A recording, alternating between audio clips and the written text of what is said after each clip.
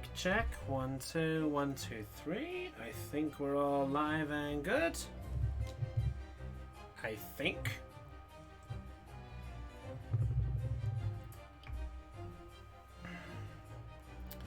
Heads up. Oh! HO03012SS. Is that a name there? I can't tell there.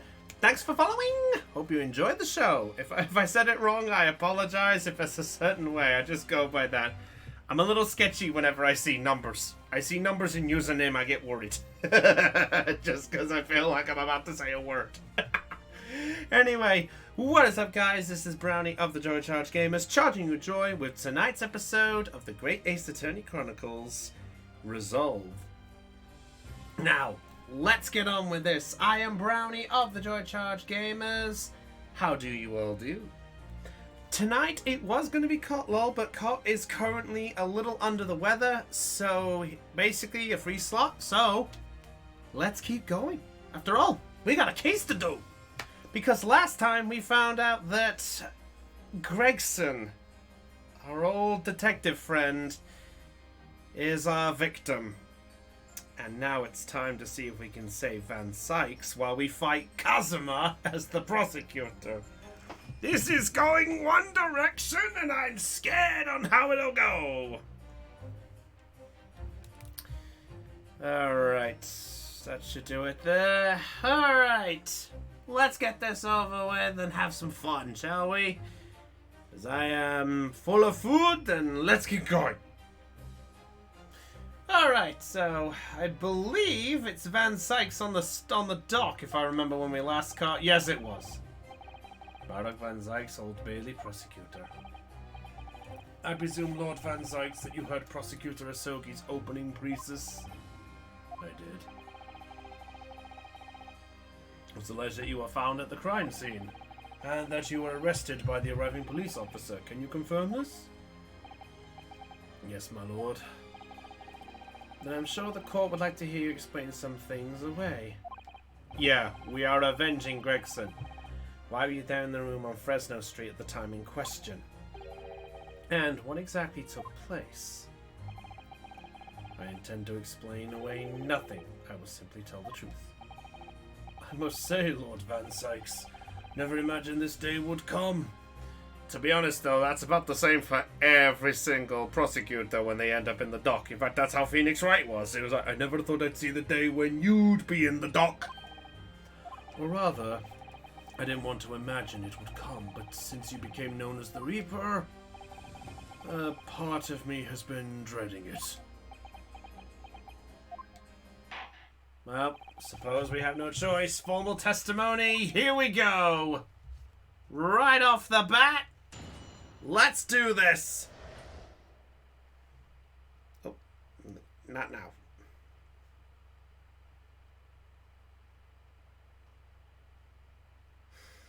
Please excuse me.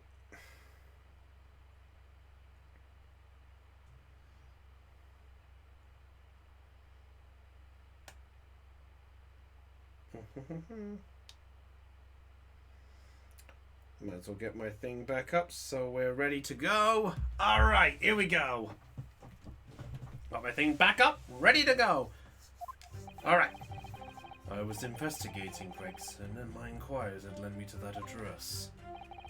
When I first entered the room that day, it was dark inside and I saw no one. A moment later, I heard the gunshot. I spun around and saw the revolver on the floor. And just as I picked the firearm up to examine it, the door flew open and I heard a man scream. It was only then that the body of Inspector Gregson appeared before me. Yike! So the version of that is he arrived, saw nothing, then bang, then Gregson. It was. So, you heard a shot being fired in a room with no living occupants, and moment the corpse somehow appeared before your eyes. Is that it? You're right, you haven't explained away anything. In fact, that would barely qualify as an excuse. I thought you were my mute apprentice. You have a way with words, Prosecutor Asogi.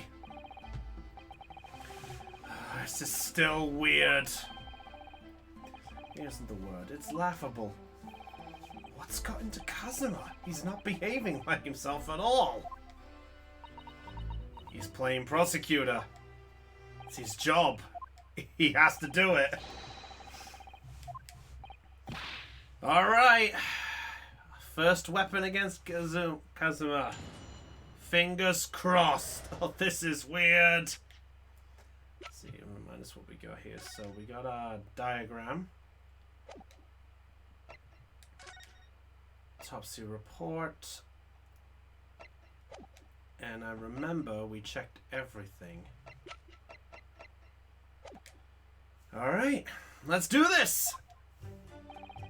I was investigating Gregson and my choirs that led me to that address. Hold it! Alright, investigating the inspector? What on earth for? Yeah, that's the big question to start with. Not at the... Oh, of course not! Oh, wait, so you came in the middle of a game just to tell me you'll come later. You didn't have to tell me that. I appreciate that, nonetheless. I identify a distinct possibility that Gregson was involved in a case I was investigating. Regrettably, though, he was killed before I secured the proof I needed. Is the court to understand that on the day in question, you followed the victim to the scene? No, I was privy to his movements in advance. How? I stole into his office in the... Oh! The address on Fresno Street was noted in the 5 p.m. entry. You illegally entered the man's office? In Japan, that alone would constitute a very serious offense. As it does in Great Britain, I assure you. Is that not the case, Lord Van Sykes? I was aware of the possible consequences. Charming. So he generally came in just to say, nah. Refused to tell the court why. Prosecutors enjoyed such freedom to choose what they divulge under oath. Ugh, why did I ever think I could defend this man?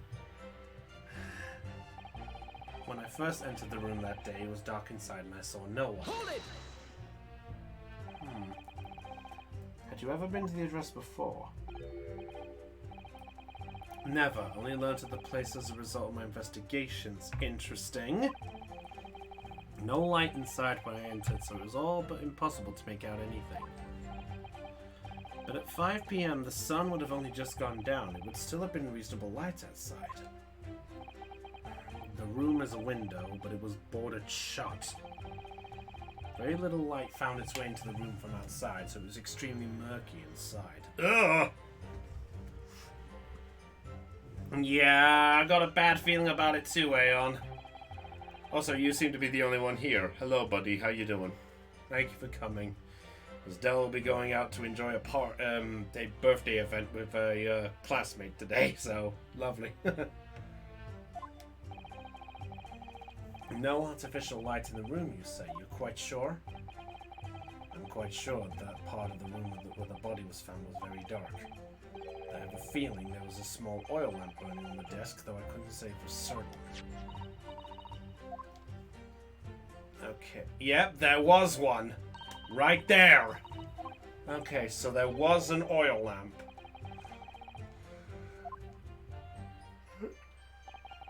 Photograph, yeah, that's right.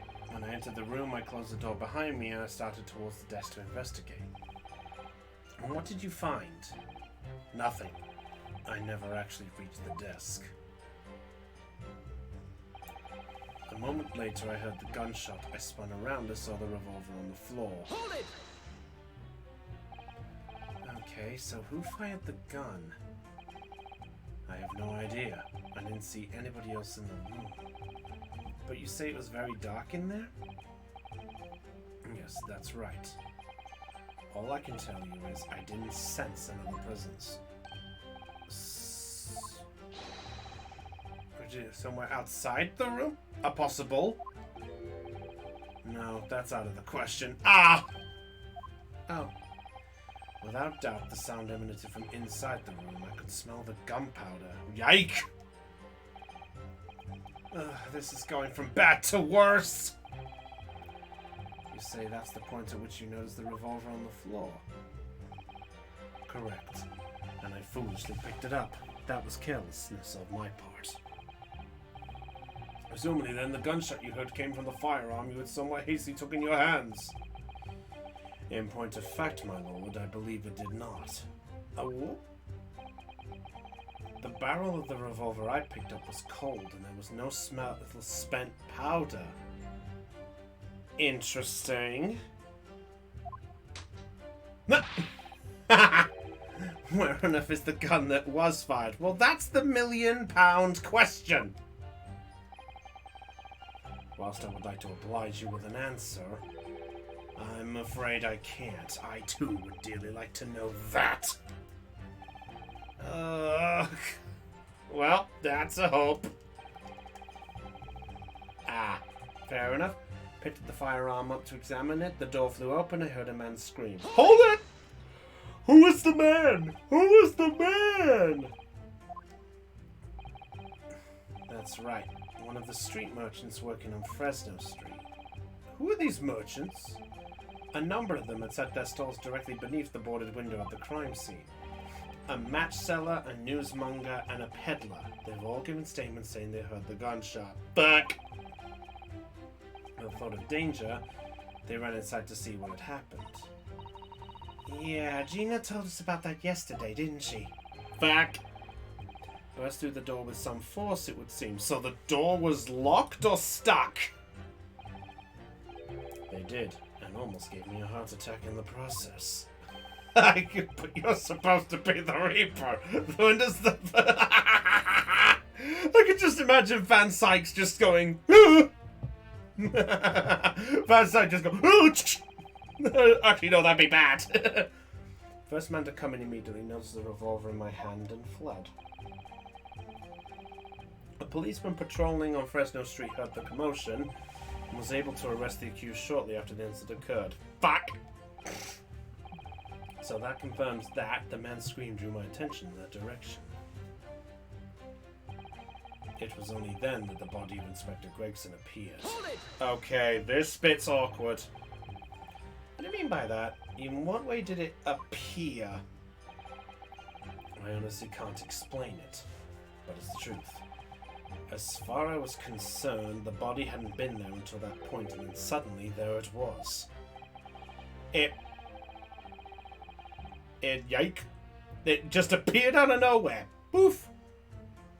Did you perhaps hear the sound of the victim falling to the ground beforehand?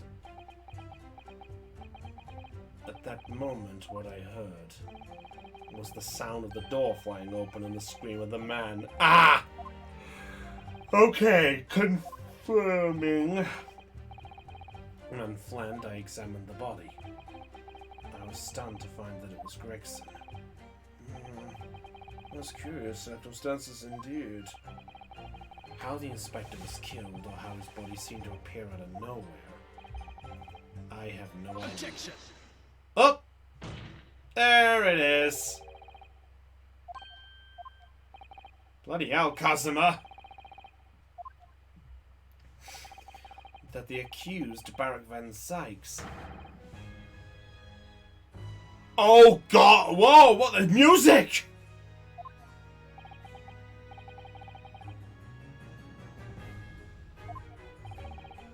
He has a damn theme music already?! His testimony just now, he claims that he failed to notice the victim's body because the room was dark. That's correct. What? The candelabrum. How does that prove anything? If you examine the tip of the long candle, you can see it has been blown off by a powerful impact. One would assume that the projectile from the firearm passed through the victim and struck the candle. The problem comes when you consider the other two candles, which are clearly of a different length. Interesting. Candle appears to have been struck by the bullet as long. We could reasonably expect someone to have lit all three candles together. Which begs the question of why only one has ended up longer than the other. Oh! A makeshift clock! The others were still burning. Ah! That's right. When the candle was hit by the bullet, it obviously went out. The other two candles would still have been burning, so the fact is, the victim's body would have been illuminated by the light still thrown by the candelabrum. And the accused claim that he couldn't see the body clearly contradicts the facts. Ah! Now to the next. More? The accused also claims never to have visited the scene of the crime before. That's the truth!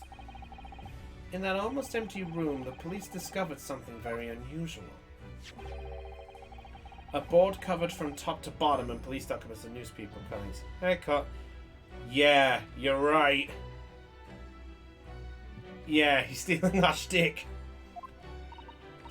Yeah, but that board. But what the hell's that board? Yeah, that was the thing. It goes without saying that the contents of the police documents cannot be divulged. However, they included a number of reports from various historical cases. The oldest of which was from 10 years ago. There's that number again. The number 10 again! There is a common thread linking all of the documents on the board. Indeed? What is this common thread, Counsel? They all relate to cases prosecuted in court by... Ah! All of them, and furthermore, all those cases are ones in which the defendant was acquitted? Then that means...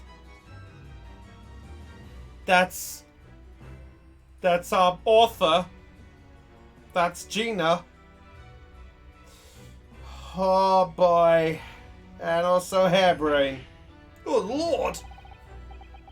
See, none of the defendants are alive today. Oh, okay. So it's the other defendants. The ones that didn't die. Oh no. In short, that dingy little room is the Reaper's secret hideout. What? The hideout? And yet the Reaper would claim never have been to his own secret hideout? No one would believe that. No, the truth is, we've been looking at this backwards. Oh God, we're already oh God! Prosecutor who thinks outside the box! Backwards? Explain, Counsel! Inspector Gregson was investigating the identity of the Reaper. Yeah, when he discovered the location of the man's secret hideout, he was killed. And as I'm sure everyone can imagine, by the Reaper's hand! What?!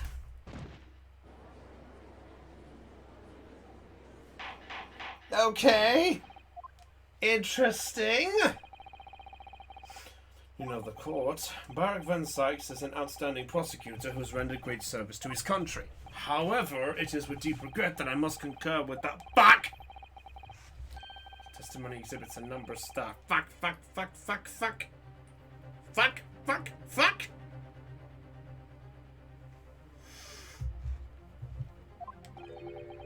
All I have done is state the truth as I know it. Has done a brilliant job as ever. He's drawing on his experience as a defense attorney to build his prosecution case. Shit. At the board you just showed the court as evidence, I believe it to be fundamental establishing the facts. So the court, the notice board's there. Fuck.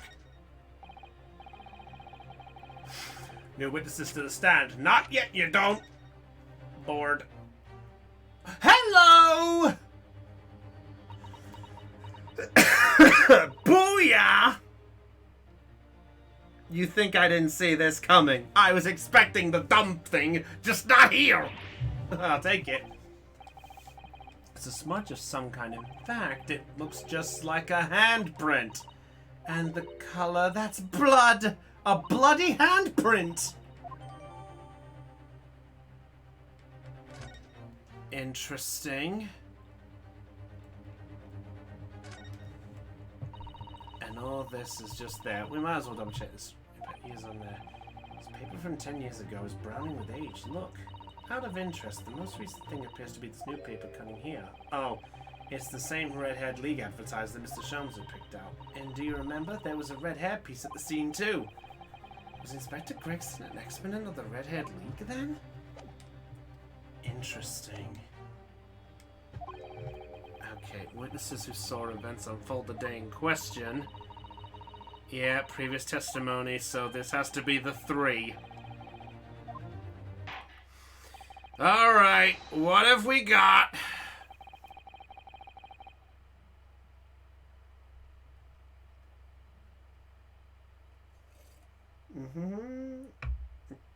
Alright, come on then.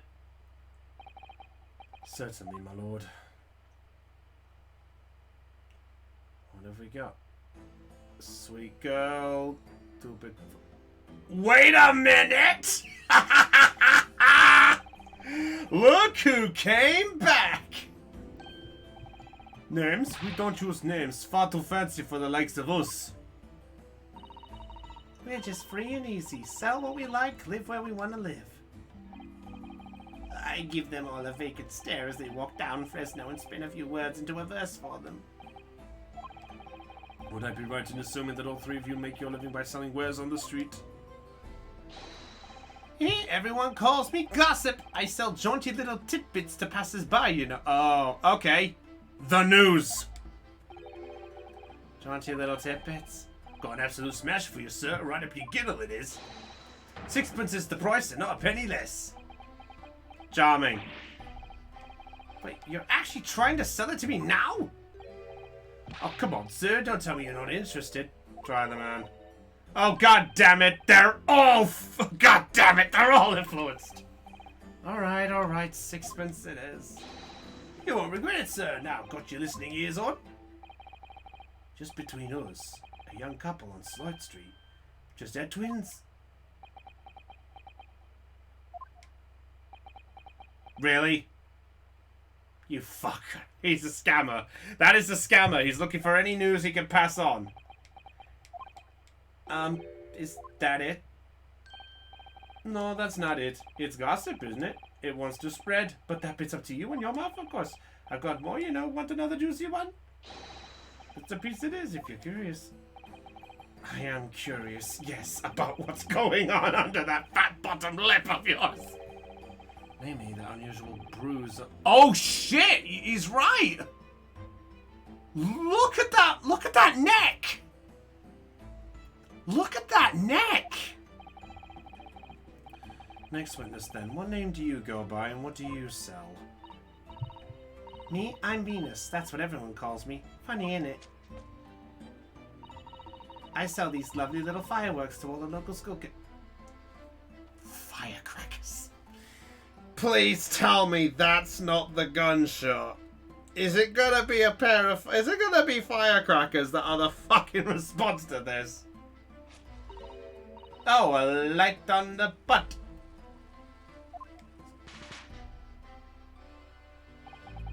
You weren't exaggerating with little. Do they actually sell?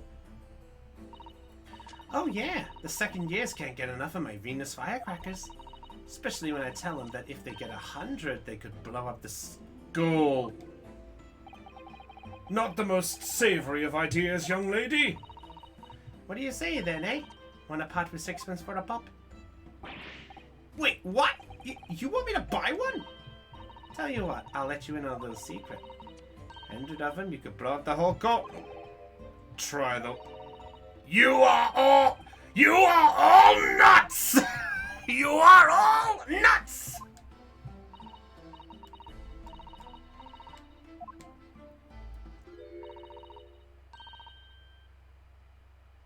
What? 600! 100 of my regular fireworks, nothing little about that, is there?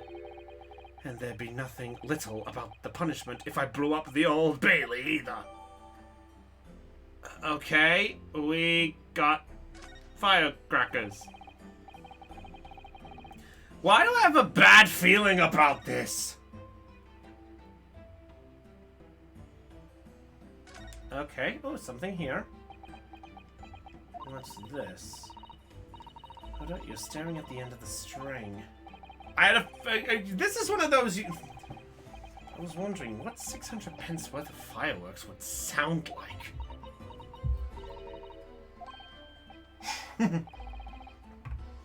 It blows. Oh! Alright, that was a fairly sizable bang. Yeah. Almost exactly like a gunshot. Thank you. When you've played enough of them, you know where you're looking. Don't pay the last one. I don't intend... Well, I don't know. You may have a random good verse. I'm a tinker, me. Tinker of sorts. I think, therefore I am. I am, therefore I think. I think. Because I stand there on the street watching the world go on about me. They call me the Observer. The Observator. Get out of it, old man. Everyone calls you a sandwich and you know it. So you don't actually sell anything? A problem shared is a problem halved, as they say. I give advice, I do, and think what it means.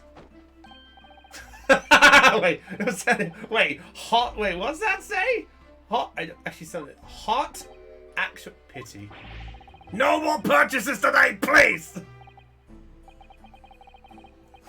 But of course, here it seems it's an Ace Attorney game. If it didn't have a good, colorful car, something was wrong.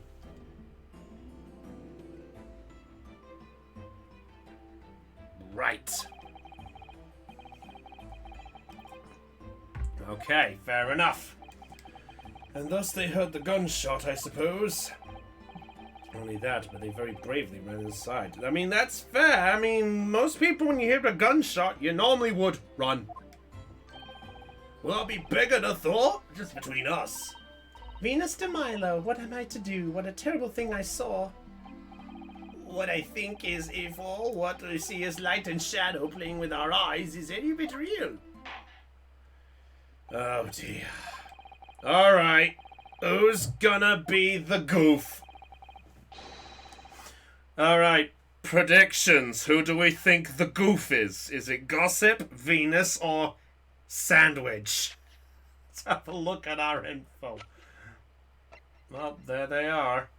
Gossip, a peddler plying his trade in Fresno Street. He seems to make his money selling interesting items of news to passers-by. Venus, a peddler plying her trade on Fresno Street. She seems to make her money selling meager fireworks to children. Sandwich, a mysterious signpost who could be found on Fresno Street. He looks somewhat familiar somehow. Look. Our wallet and 6p press. No! I'm already broke! Kotlo says it'll be Sandwich. Well, okay, Kotlo says Sandwich. Will the Sandwich be the bait? Game over, video games all games end eventually. Alright, we saw the whole thing from start to finish. We did everything from the moment they went in the building. It was less than a minute after the Reaper had gone inside that we all heard a big bang. Seems to me the quick talk is quick to walk. Gossip couldn't wait to go in and see what happened. Yeah, because he wanted the fucking gossip. That's what he wanted. He wanted the news. I ran into the room and there he was, the Reaper, gun in hand, standing over the dead body. I was scared half to death, me, so I ran off to find a copper.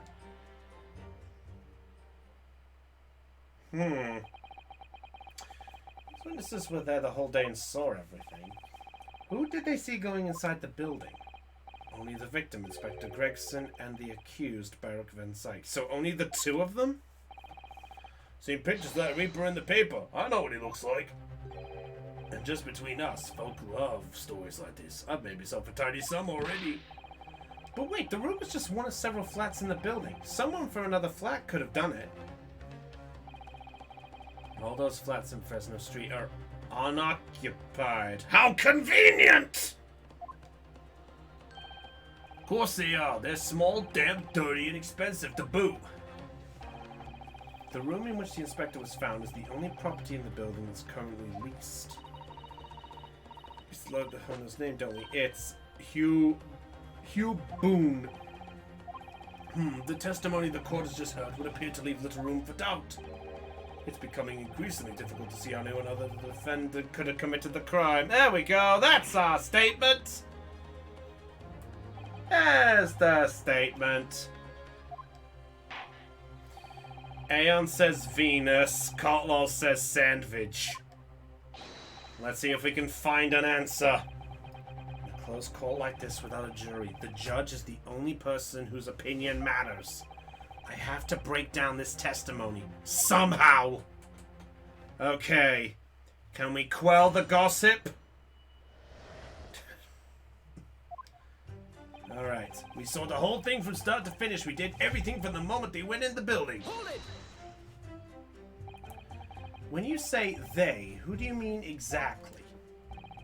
Inspector Gregson and the defendant, Lord Van Sykes? Oh, there's the bar! The likes of us don't know the names of all the high and mighty. Kotler, or Gossip. They all could do it!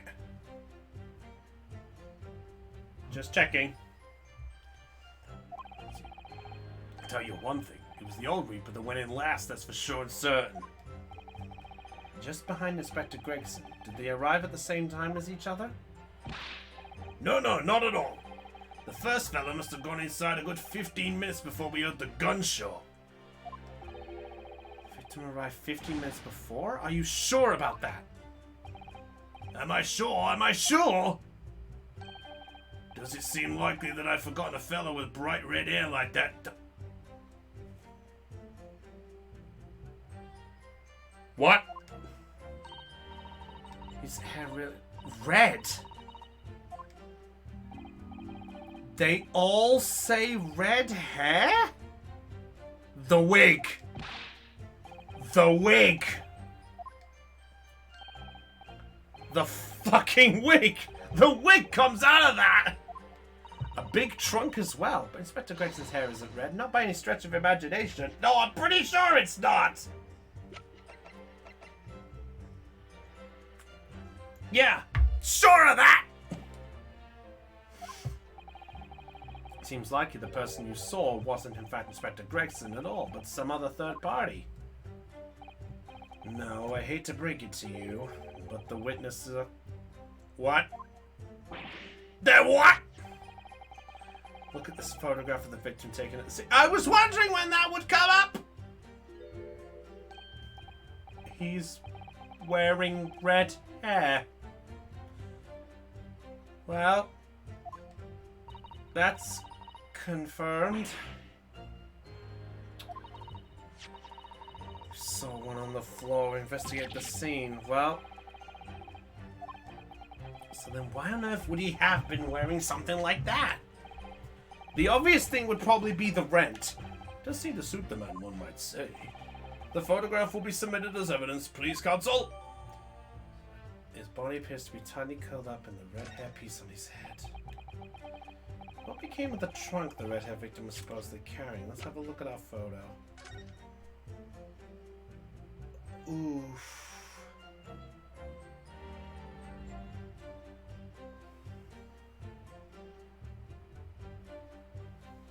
Rest in peace, good sir. Well...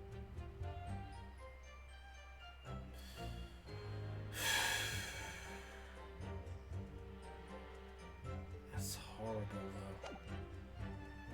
I still can't believe that. I was informed that no trunk was found. What? Okay, so it just disappeared?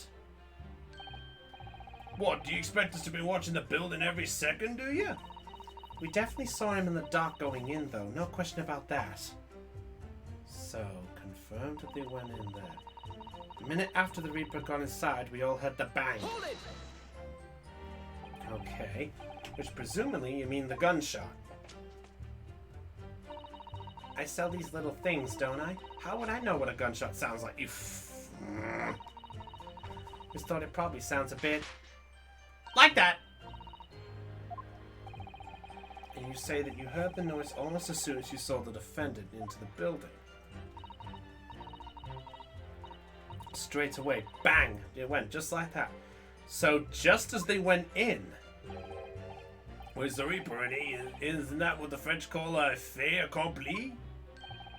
When the Reaper's around, people are going in the ground. I mean, that's what he does, isn't it? I think we get the message. Non-inspector to live. Charming.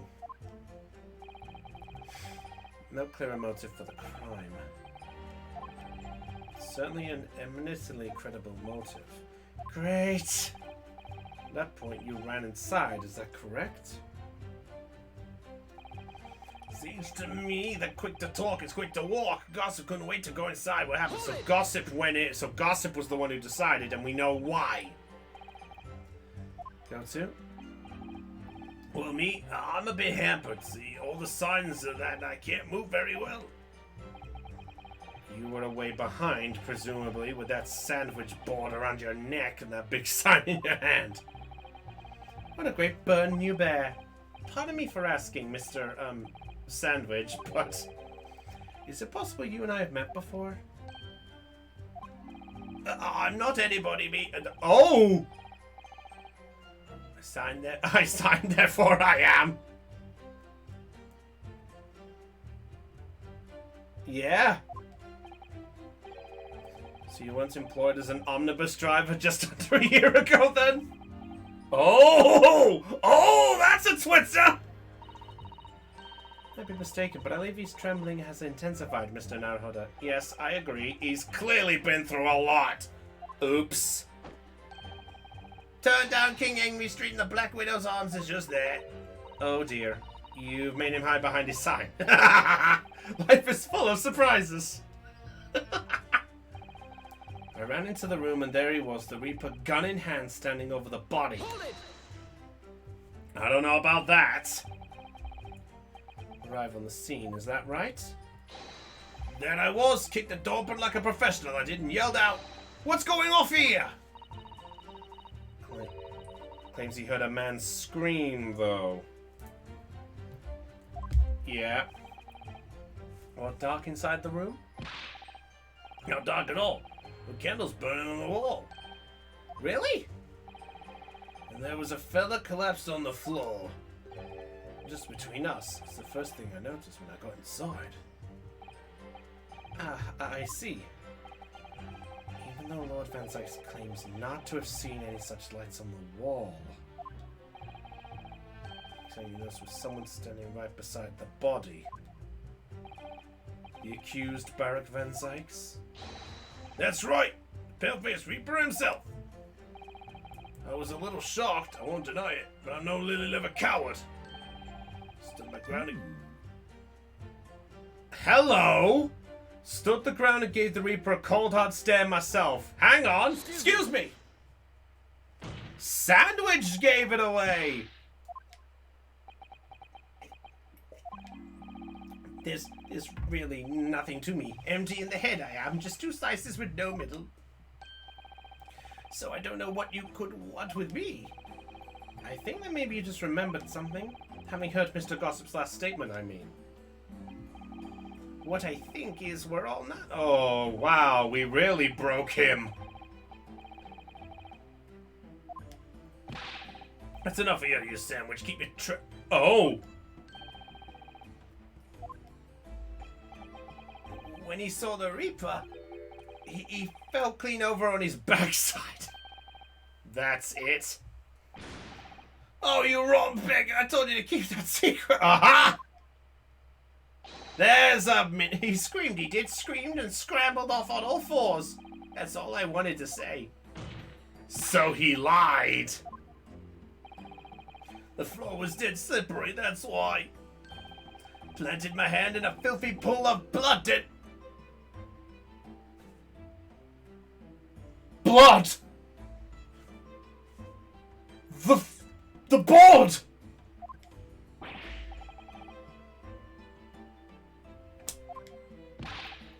He's the one. Wait a minute. Wait a minute. No. Not at the door. On the board. Well, not just that, but there was blood on the board as well. Maybe that's what we need. cold hard stare, and don't you forget it. Macaulay, did you say you got blood on your hand? I did, happens to the best of us at times, doesn't it? So I was scared, so I slipped over. When we keep it between us, can't we? No, Mr. Gossip, I'm gonna have to ask you to add that information to your testimony. Oh, if I must. Alright. Kazuma's not making a move. I slipped over and got blood on my hand, so I quickly wiped it off the floor. No you did not! Objection!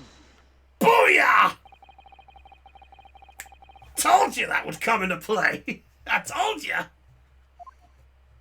Flo, are you quite sure about that? Well, what else do you expect me to have done, eh? Does it really matter? Objection! Oh, Kazuma!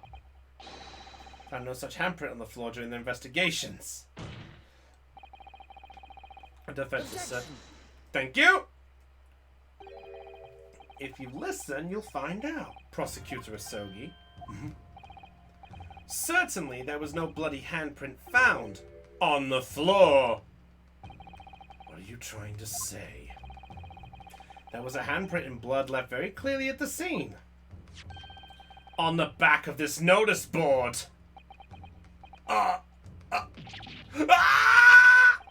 Oh! Told ya. Gossip only cared about one thing. What the fuck was going on? Oh, you're dead right. That's me right hand. I know it anywhere. Bingo. Objection! Of course Kazuma has a reaction. Reaction. I make it sound like D&D. Kazuma uses a reaction. He uses legal shout.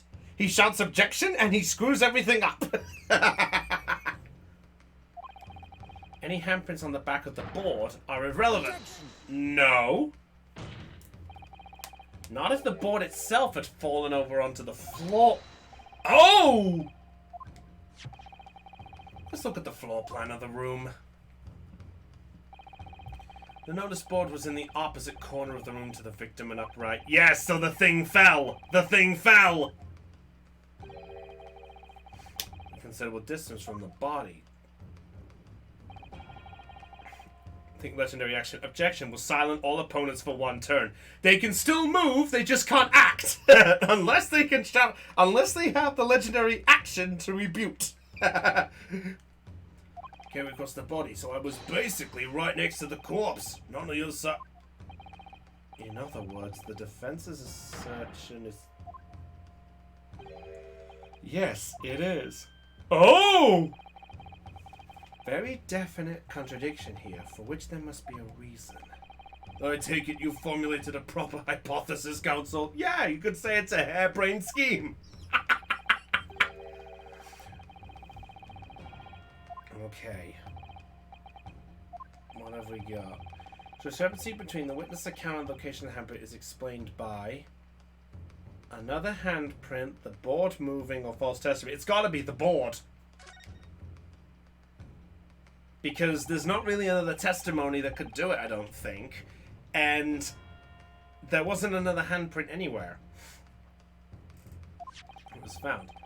As the court can see, it's upside down. Oh, I didn't even think about that one. The witness have put his hand against the board, the finger should be pointing upwards. What does that tell us? It tells one simple fact. When this handprint was made, the board must have been lying on the floor as I previously suggested. Which means... What?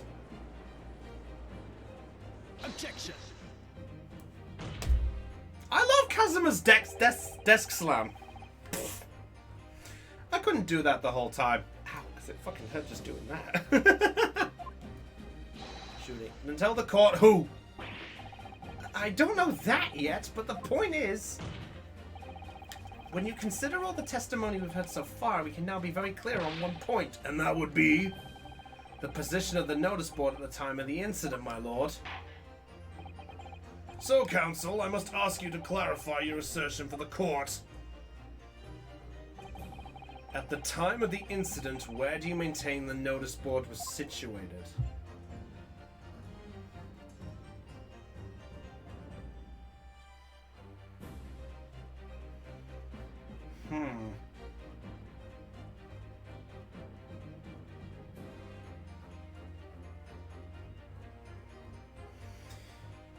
Well, let's see.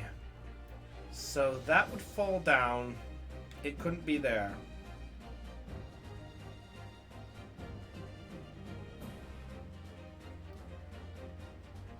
I think I have an idea. Would it be somewhere over here? What's the weird thing for you, Carlo? Yeah, it does.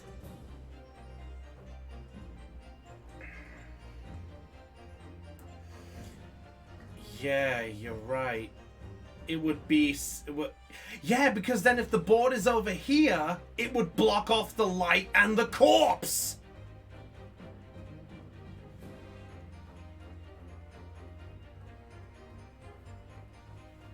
So it's got to be somewhere around here.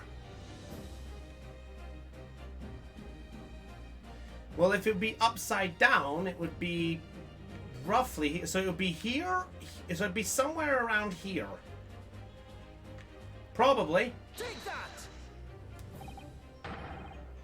So location. Be adjacent to the doorway? Oh, way off! Just so given the defendant earlier, he said that when he entered the room, it was dark and he couldn't see the body. Bayek! If the notice board had been here, the body would have been completely hidden from view. And the light from the candles would have been blocked, making the room appear darker. Objection! Told you. Dark. Darkness, darkness, darkness. For him. That's true. Or, in his precise words, just as I picked the firearm up to examine it, the door flew open and I heard a man scream. It's in the path of the door knocked it down! They opened it, the door knocked it down, and the body revealed itself! I don't know about calling it a scream, but he was talking about me and no mistake. Because it was me that kicked the door open. If you look again at the floor plan, if the door's there, then yes, knocked down. Force. That can't. The door struck the notice board, knocking it over, and making the victim's body visible. Yep, good gracious.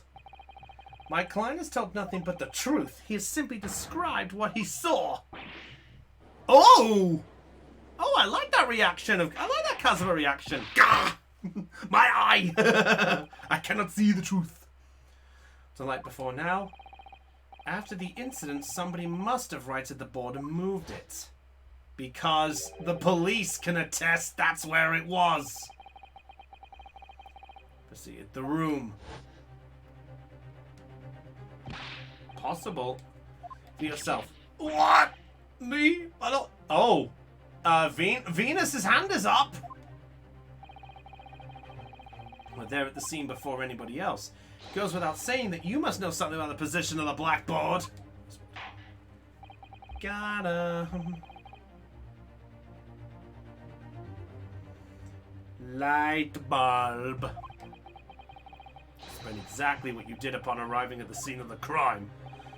Stop looking over your glasses at me. I get the message.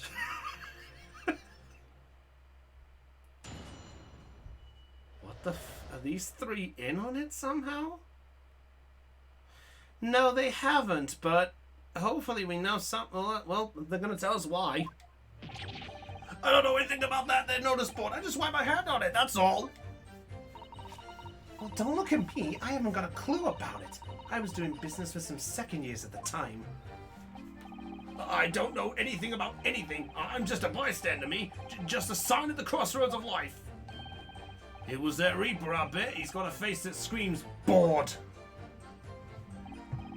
I can't see how this changes anything anyway. The detective still died when we heard the gunshot. Wait, they heard the gunshot? Okay, elaborate further. And they witnessed, and with only the light of a few candles and an oil lamp to which to see. True. That's right, yeah. You don't pay to expect too much. It's man's endless quest for knowledge that's destroying the world. That's what I think. Yeah, so blame Gossip. Blame Gossip. It's all his fault. This board was moved by somebody following the incident. It makes no difference. When the gunshot ran out, the accused was the only person at the scene. The only person who could possibly have committed this crime. Van Sykes. Ugh. Quite so, quite so. Does the defense still wish to cross-examine? Yeah, like fuck we do! Yes, sir, yes we do! I'd rather die fighting! Alright. Alright, here we go! Okay, the mystery of the moving board. Alright. I don't know nothing anymore. Well, there was no sport. I just wiped my hand on it, that's all. Hold it! Okay, so you admit that it was the board you wiped your bloody hand on. Admit it? What's to admit? You think it's Venus? Yeah, it sounds about right. So you wanted to hide that handprint, so you righted the notice board and pushed it into the corner, did you? No, I imagine the weight of that great lump. Do I look like a powerful and well-nurtured man? Well, did you see anybody else moving the board? I've got nerves of steel, I can tell you, but even I have my limits.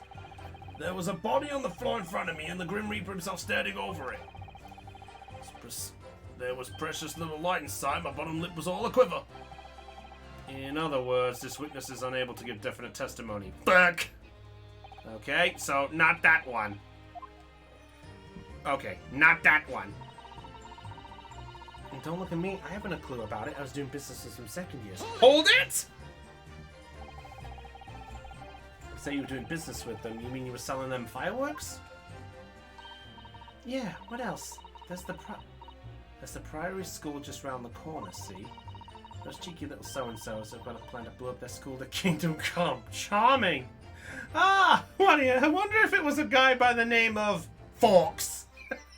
Ah, his early days. So that's when he thought the plan would work a second time. For those of you who don't know who Guy Fawkes is, know your British history. You're welcome. If you do know who he is, congratulations. In which case I tell you, in about nearly over a month's time, we shall be going Remember the 5th of November. Gunpowder, treason and plot. I'm telling on them, letting their teachers know what they're up to. Oh, naughty, naughty. Oh, good Venus. Oh, good Venus. She's been using a secret spy. Yeah, wouldn't anyone to get hurt, so I let the school know the kids are playing with dodgy toys. Then, praise the Lord, the teachers take all the fireworks off them. And then, praise the Lord again, the kids all come back to buy more. Everyone's happy, see? Charming. So you rat them out to get them to buy more. Sneaky bitch. What a racket. Of course, and sometimes the teachers give me a little bonus to thank me. There you go. There you go. That's the proof. Busy old life selling explosives. Venus is a girlful goddess indeed. Well, oh! My thing, really. I'm never so good. Wait a minute. Excuse me. Sandwich again? So she's used to telling lies, but Sandwich broke this time again. I said it was. Could we just leave it at that? Would that be the end of it? No. Does the statement just now bring something to mind, perhaps? Why Sandwich again? Philosophical thoughts, deep philosophical thoughts. Let's say there was a great liar, and the great liar said, without batting an eye, telling barefaced lies is kind of my thing. I'm ever so good at it. Would those words of hers be a lie too, or the truth? In which case, she's not a liar. Oh, it's a hellish paradox, that one. Good lord, is he trying to confuse us with the two brothers on the two paths? You know, one tells the truth, the other tells a lie.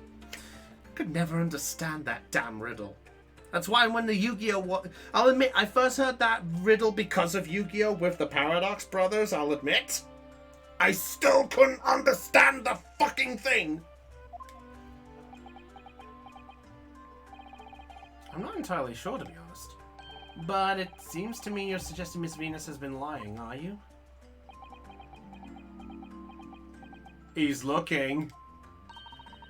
What are you on about, old man? Trying to cause trouble, are you? Keep on like that. And I'll wrap your whole body in fibers and set them off. That'll give you something to tremble about. You have a startling, disturbing mind behind that sweet and innocent face, young lady. So Miss Venus has lied in her testimony. Is that what you're saying, Mr. Sandwich? Well, if it means I'll be burning in hellfire for the rest of my days, so be it. Yes, that's what I'm saying. Oh! Sandwich, what are you doing? I could never understood it, and I never cared. Old Blabbermouth here headed for the room where the gunshot seemed to come from. But there was someone else who crept up the stairs, but... Oh! Yeah, pick the third... No, yeah, no. Instead of marking the second coin with the other, I marked it with both. That way, we wouldn't lose. On a side note, I will always say that my Gladiator Beast deck has actually got some work in the whole part of this whole thing, by the way. I'd like to point out that I have a brand new monster in this deck, and I absolutely fucking love him.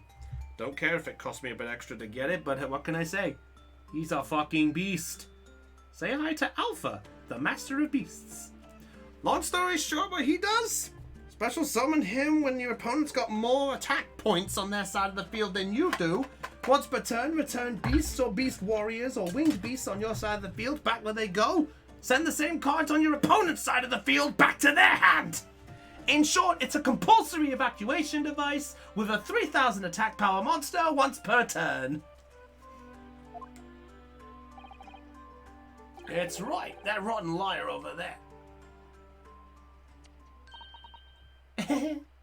She knew it. Do you mean to say that you did in fact take yourself to the scene of the crime after all? What did I tell you, eh? I said I was good at telling barefaced lies, didn't I? Yes, you mentioned it. Good lord, this woman's worse than Gina. Well, that revelation rocked the whole courtroom, didn't it? Yeah, Venus did lie. Just I didn't think she was honest. You didn't visit the scene of the crime, did you, young lady? Good grief! Well, now you come to mention it, suppose perhaps... I do clearly remember climbing the stairs to the room, yeah. Either you clearly remember it or you don't! Okay... Fitted punishment for this precarious act later. For the time being, you will immediately amend your testimony. Yes, my lord, of course. I don't know what to make of her. Did sneak along and have a little peek in the room when it all happened. Hold it!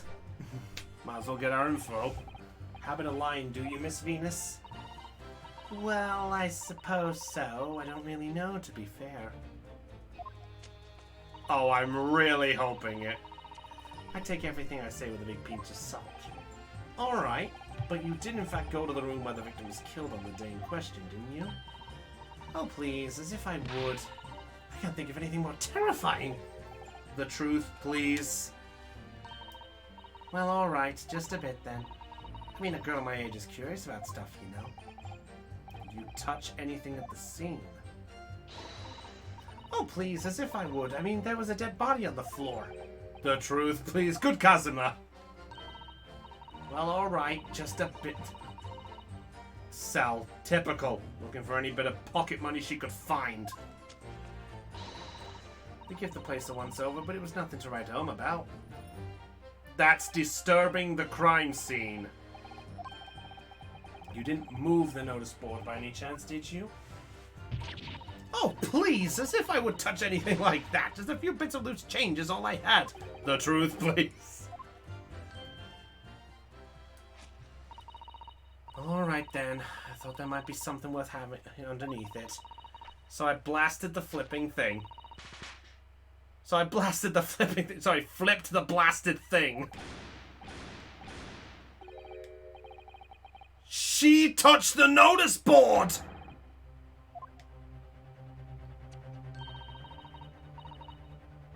Venus is the one who touched it! You daft bomb pot! I don't believe it. That girl doesn't think. So Venus was the culprit who moved it. So in short, I think we got our concept. The notice board was against the door. Gossip knocked it down. Gossip was more focused on what happened with Sykes and Diddy's stare for whatever reason of his. Venus, on the other hand, was more focused on money. You might have taken, perhaps, to sell. Oh, please, should be so lucky. But the truth now! I might have found this old pocket watch under the notice board, I suppose. I bet this can't be worth much if you worth. Oh! Gina!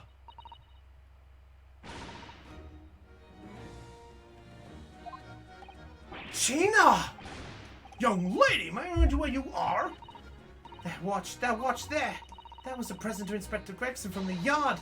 Oh! The professor... Oh, it's a sentimental piece. Failed when he was waiting for his grub to come to the pub. I see. I swiped him off him once, and blimey was he upset. He gave me a right earful. He said he hadn't missed a day in the last 10 years polishing it and winding it. It meant the world to him, that watch did. Possibly not the best thing to go diving for then, but at least you learned your lesson from the first one. It's not all that, though. I took it to Jabez that night to ask how much it was worth for the old deal. They wouldn't touch it. Wouldn't give me a penny for it. Said it wasn't working. Talked about him worthless, he called it. I knew I should have lifted it.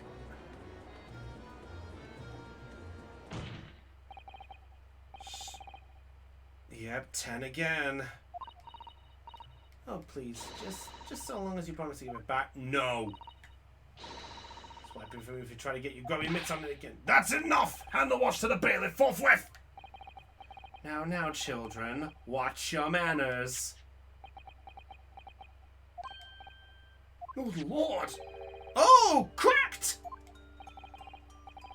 Lightning shadow when the inspector was sure. Doesn't tick anymore either. Which is why Jabez didn't want it. What a waste, eh? Yes, indeed. It appears to have stopped at the hour of 5. Exactly when the gunshot was heard. Okay, that sounds like the most plausible time. Here, of course. Gregson's pocket watch. He wanted it filled every single day. It's no longer ticking and the glass over it's cracked.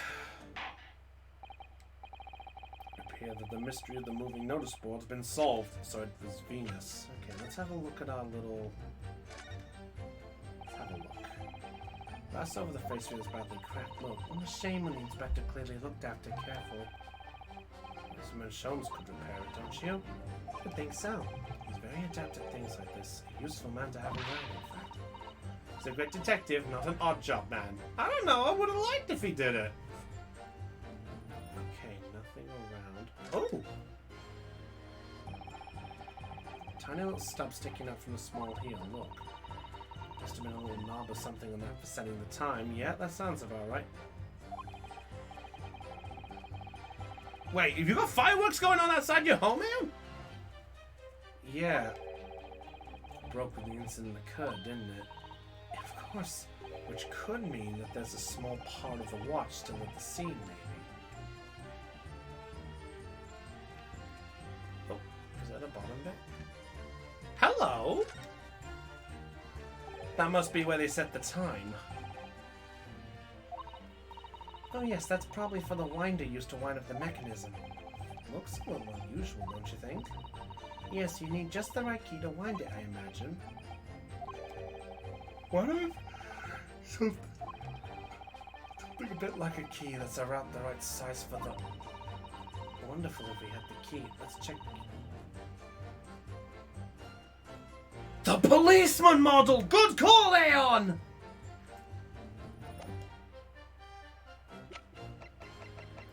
He's right! Because if we did this... A key!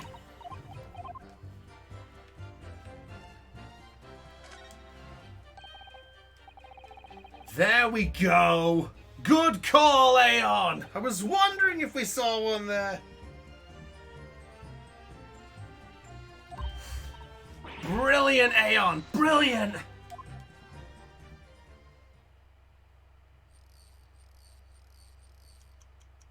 It fits. And it works!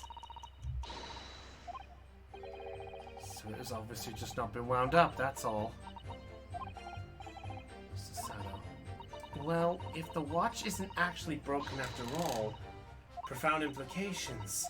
I've even thought now, perhaps I'd better start thinking deeply too. Having wound up, it's starting to tick again.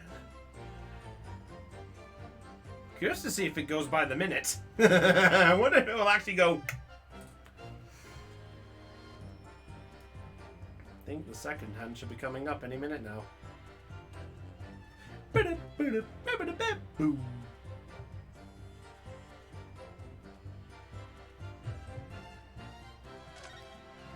Oh, it was at 10. Doggone it. Oh, it would have been great if the thing was still ticking. Oh well. It means that when the clock ran out. It's the time when the clock broke, it's not the time it's the clock ran out of power. That's right! That's a good call. Good call. I don't know anything about anything. I'm just a bystander. So this watch has to do with something. Let's do a quick look. But I bet he's got a face that screams bored. I can't see how this changes anything. Anyway, the detective still died when we heard the shot. That's it!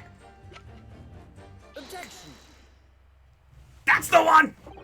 Yeah, he died. Yes. But that's changed everything. Oh. At the scene, we found this key to the winder of the inspector's pocket watch. A key. And having wound the pocket watch, we discovered that it in fact still works. Didn't stop because it was broken at all. And that fact completely undermines one of the fundamental premises. Oops, didn't mean to do that. What?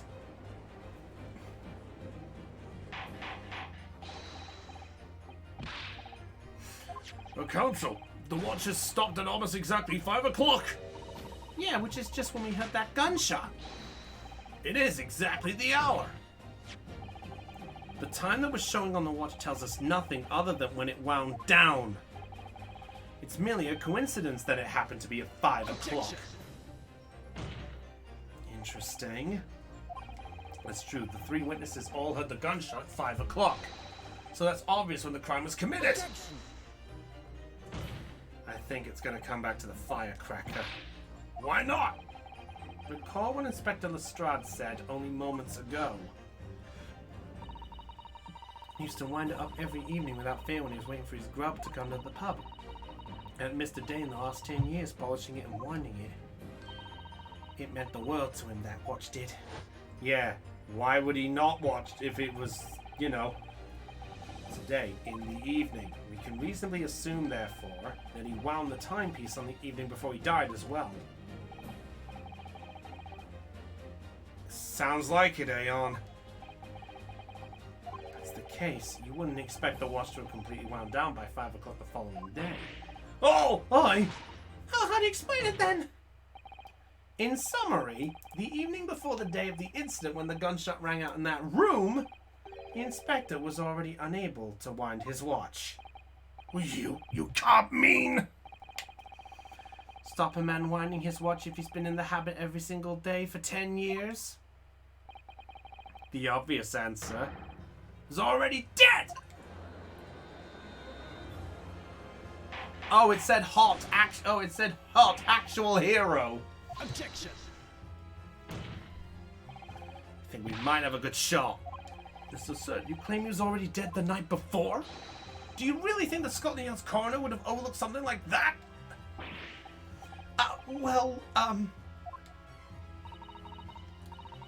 On that subject, there's rather something surprising. There's actually an omission in the coroner's report. The time of death is not noted. That's right! It wasn't noted!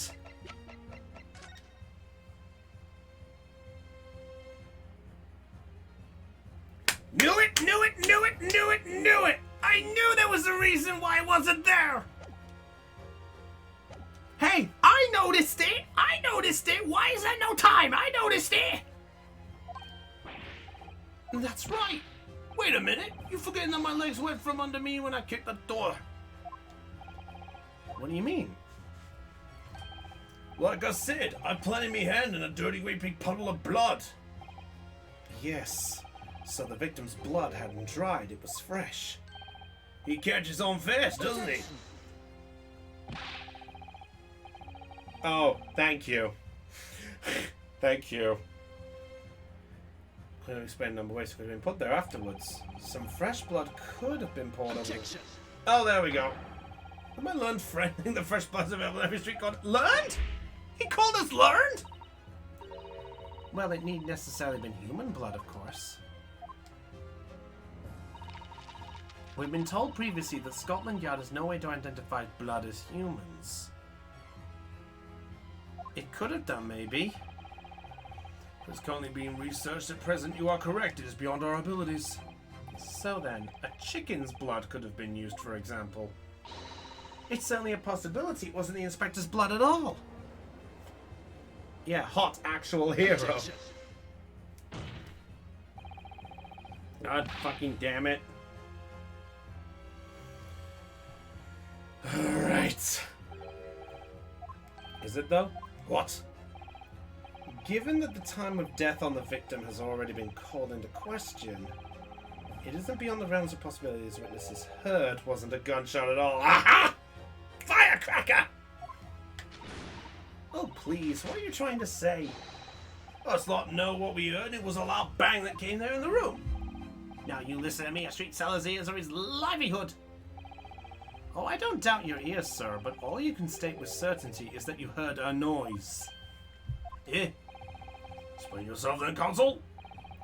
A noise that sounds like a gunshot could have been made with... the Venus firecracker. Take that! Something like this. The culprit could have set one of these off to fake a gunshot. Oh, gracious! The firefighter was sold by the witness. Now, hold on a minute. Are you saying I did it? Pretty good firecrackers only make a little pop anyway. See? Not 100 of them together. The Venus special that you sell for 600 pennies sounded like this. As the court can now attest, it sounds very much like a gunshot, in fact. Ah! You're trying to suggest that somebody set one of those fireworks off at the scene? I'm suggesting that somebody knew the defendant was in the room at 5 that day and sought to implicate him by creating a sound like a gunshot for these peddlers on Fresno Street to hear. Objection. Leave the desk alone! What has it done to you? It's in the room at the time. Whether it was a gun or a firecracker, the only person present to cause that bang was Baron Van Zipes. One whiff of a match and my fireworks go pop. See? It's why people like him. I fear for your fingers, young lady. During my time here in Britain, I've learned of a very useful engine indeed. Something called a time bomb. Good heavens, a bomb! Yes, a device that allows you to blow up whatever you like, whenever you like. Mr. Naruhodo, I worry that your unfortunate phrasing there may lead you to international incidents. Ah, no, wait! It's the whenever you like part that's important. A time device? Yes, exactly! A time device! Poor Naruhodo. Real, no! They took it and implanted the scene. A device that was able to produce the sound of a gunshot long after the culprit had left. Claimed so. Proof you suggested anyway that a time device was employed to create the gunshot.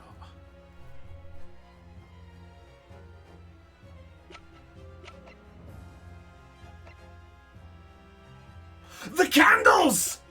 The candle! The candelabrum! Remember, a fire goes off! Look at the candles, remember? One candle's longer than the other one! Take that! Yes! That's how you do it! Booyah! Yes, yes, yes, yes, yes, yes, yes, yes, yes! I feel smirt! I feel smirt! I thought! Not possible? Why? The scorching. There are gunpowder scorch marks clearly visible on a broken candle. There are? Goodness, yes! But is it not the case? Hey, Attorney Brownie! Booyah! I feel smirt! That's right, there was, but as we heard earlier, scorching like that only occurs when the target is at close range, a matter of centimeters from the gun. Oh! Which means that the scorching on the candle can possibly be the result of a gunshot? You're suggesting it came from the fireworks. How could that be, eh? The fact that there's such visible scorching on the candles suggests that the fireworks must have been right next to it when they exploded. Or to put it another way, the candle and firecrackers were joined together. The culprit somehow attached the firecrackers. Oh, that's clever! After the killer had left the scene, the candle slowly burnt down along with the other two, until eventually it ignited the fuse and it generated a loud boo. And that is how these three witnesses came to believe they heard a gunshot at 5 o'clock. What up? Excuse me. No, just hold your horses! All I saw, you saw the victim going in the building, remember? I couldn't forget that flame-colored hair, even if I wanted to. The person you saw entering the building wasn't the victim at all. Thank you. Consider the wig. Oh! Obviously, anybody can wear a wig. So the person that these witnesses saw entering the building 15 minutes before the incident occurred could easily have been someone else entirely wearing the red mask. I just realized he's not smiling with this pose. Didn't he smile when he felt smug like this? Someone else? Do you mean to say? It was the same person who contrived the fire. Oh!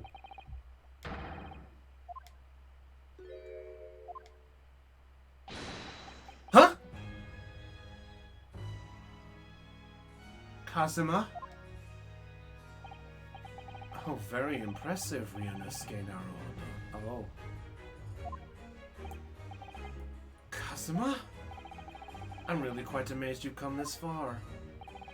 But after all, wasn't I the one who told you that you had all the makings of a great defense lawyer? I also noted the lack of time of death in this report, a stark omission. But as far as I'm concerned, this whole country's justice system— Oh!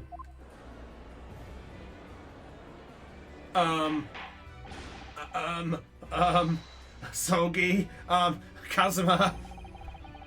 That statement. I hear that many of the leading members of Britain's judiciary are present to observe this trial today. So we cannot allow even the slightest doubt to be overlooked. The defense's assertion about the time of death based on the victim's stopwatch is just conjecture. But, while the possibility exists that my learned friend may be correct, we have a duty to explore it.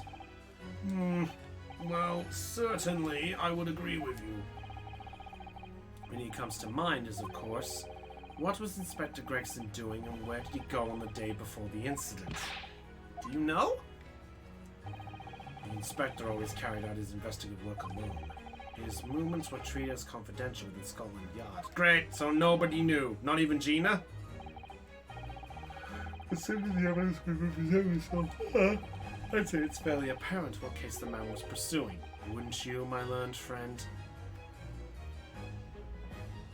The red hair. A feeling about what case he might have been investigating. Surely.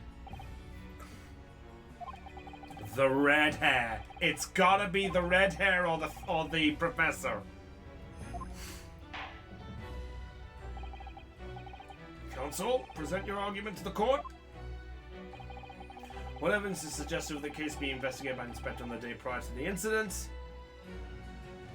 Take that! I believe this red hairpiece points to the answer. Bingo. Assume it's part of a disguise used to carry out an undercover investigation. Good, surely not. Such a brightly covered hairpiece would only serve to make the inspector more noticeable. Yes, that's quite true. It would definitely have made him stand out in a crowd. Except, that is, in a crowd of gentlemen from the Redhead League. The Redhead League?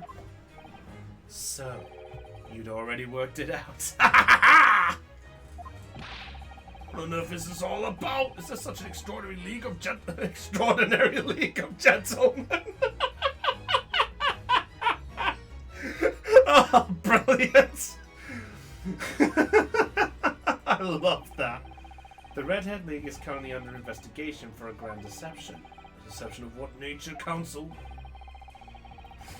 Targeting redhead men across London and tricking them out of small sums of money. 2 men were arrested for the misdemeanor only yesterday, in fact. Booyah! 2 redheads?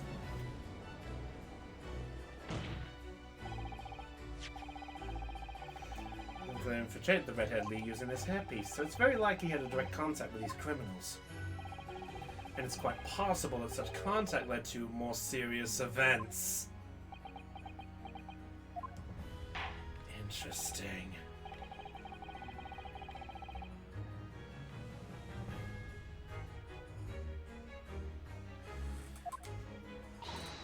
Alright.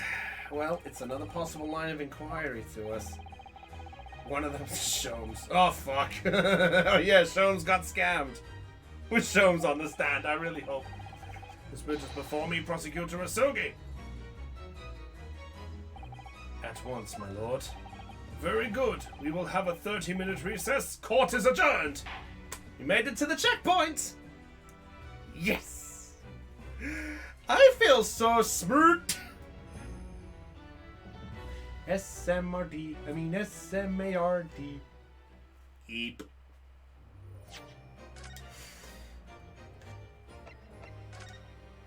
Beautiful. Beautiful. I am loving where this is going.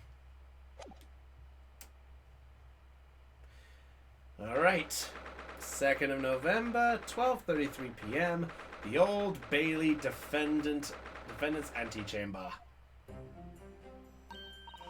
Oi, there you... Oh, Sholmes! What kept you, my dear fellow?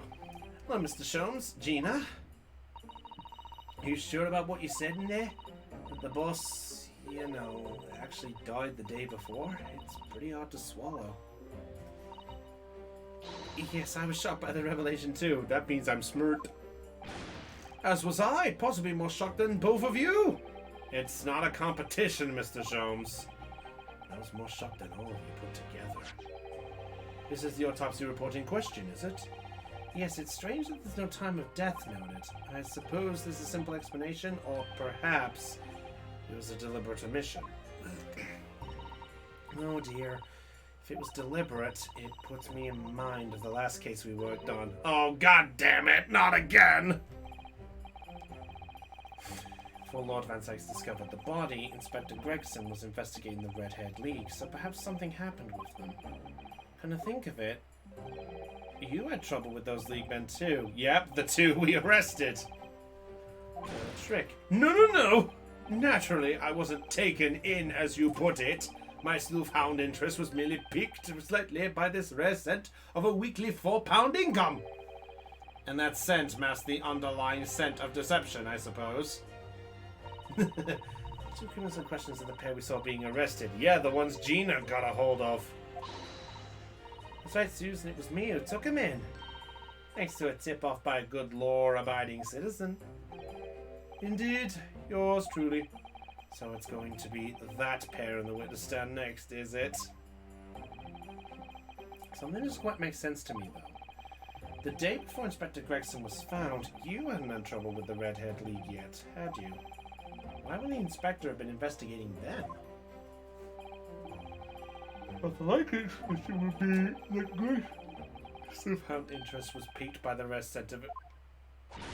Don't start him with the same brush as you, Holmes. Atta girl, Gina. Yes, well, the whole issue of Inspector Gregson being investigated by Lord Van Sykes for some reason. The Reaper, the Redhead League, Inspector Gregson, Lord Van Sykes, and Casimir. I feel as though he knew we'd arrive at this point somehow. Gosh, did he have a walkthrough guide or the spoilers? What's he really trying to achieve here today? All the answers will soon be revealed. Observe the time, my dear fellow. This recess will be over very shortly. Yes, you're right. We don't have time. Literally. Yeah, you're right. That worries me. Normally Iris would come at a first glance about this. Well, I mean, it's a closed case, so maybe. Get the feeling we're a long way from the end of this trial yet. You ready there, Mr. Sato? I think you should do the game facts.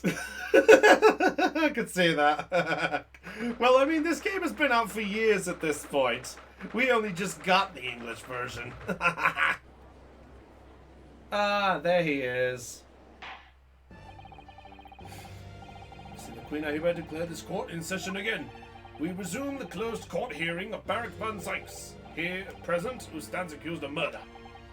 Now then, Prosecutor Sergei, my lord, have you summoned the witness as requested? Yes, the two members of the Redhead carried out the deception by police carriage. Nice. Very good. Bailiff, usher the two men. Here we go. Let's see the two. There they are. Oh, pasta. These two men are currently being held by the police on suspicion of attempted extortion. You may omit your occupations, but state your names now for the court. I am Fabien de Rosso,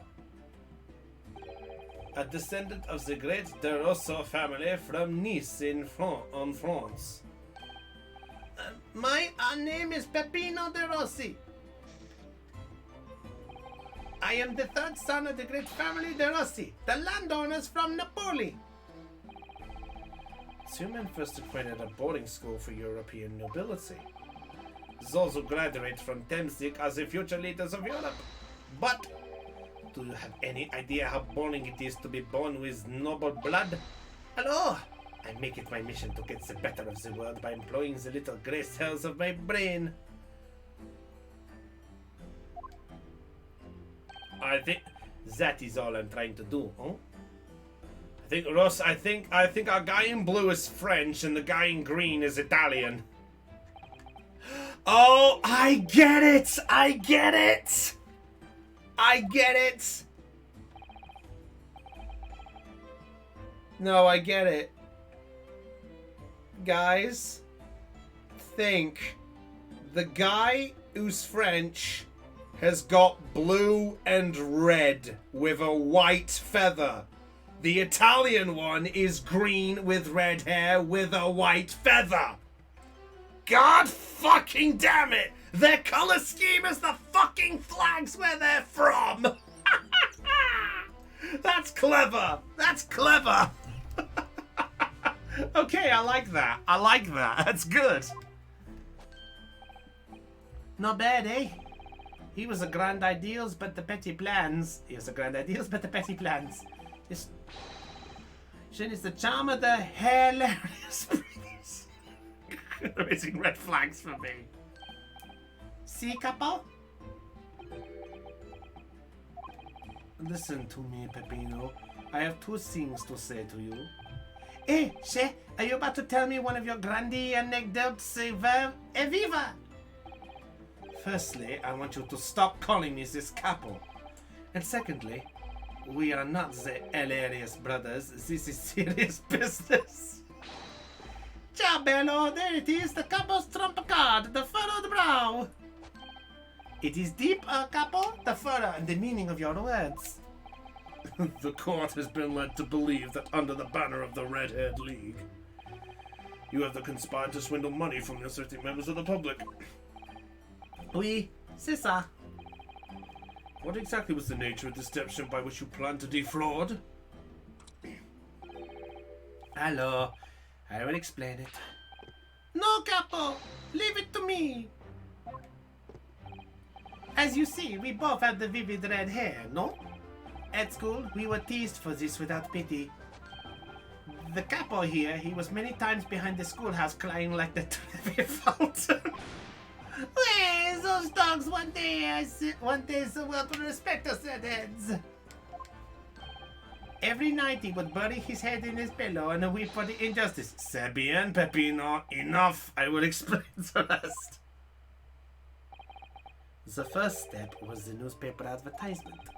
But 1 week before the plan was put into operation, we listed the same notice in every paper in London. We saw that notice.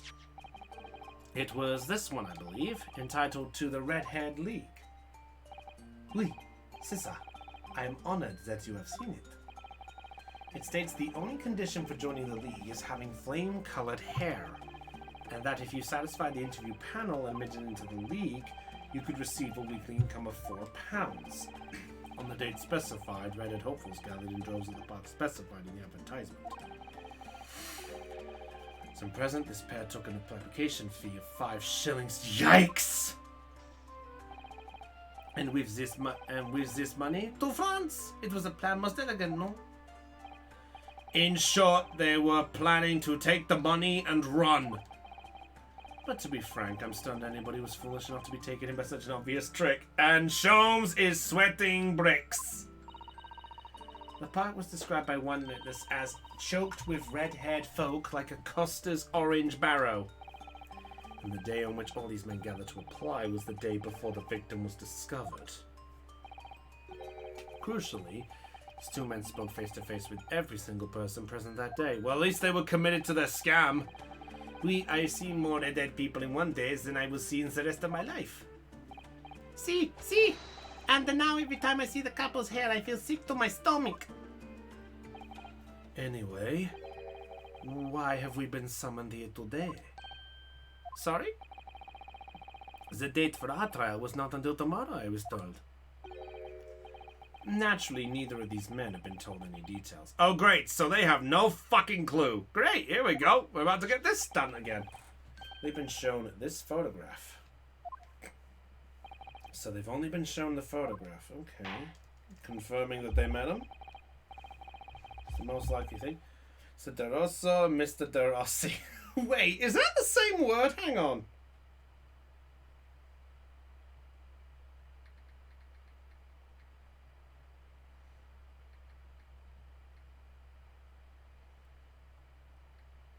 Hold on, I'm looking this up.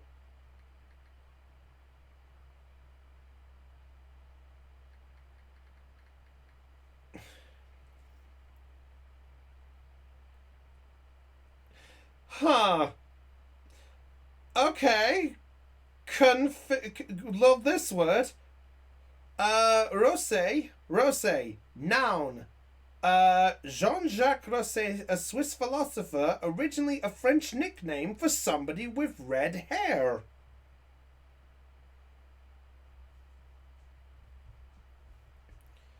Okay. What about Rossi?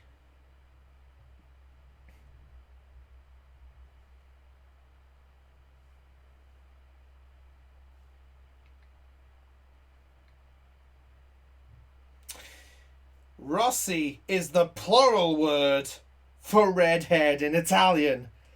Their surnames are literally red hair.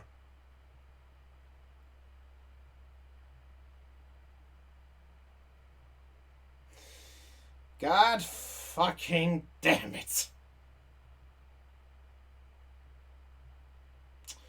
I have no words for that. They are literally just called Mr. Red Hair. They are called Mr. Hair, Mr. Red Hair, and Mr. Red Hair. Of course, we are always ready to help with the law. Yet you're not afraid to break it. And I'm about to break.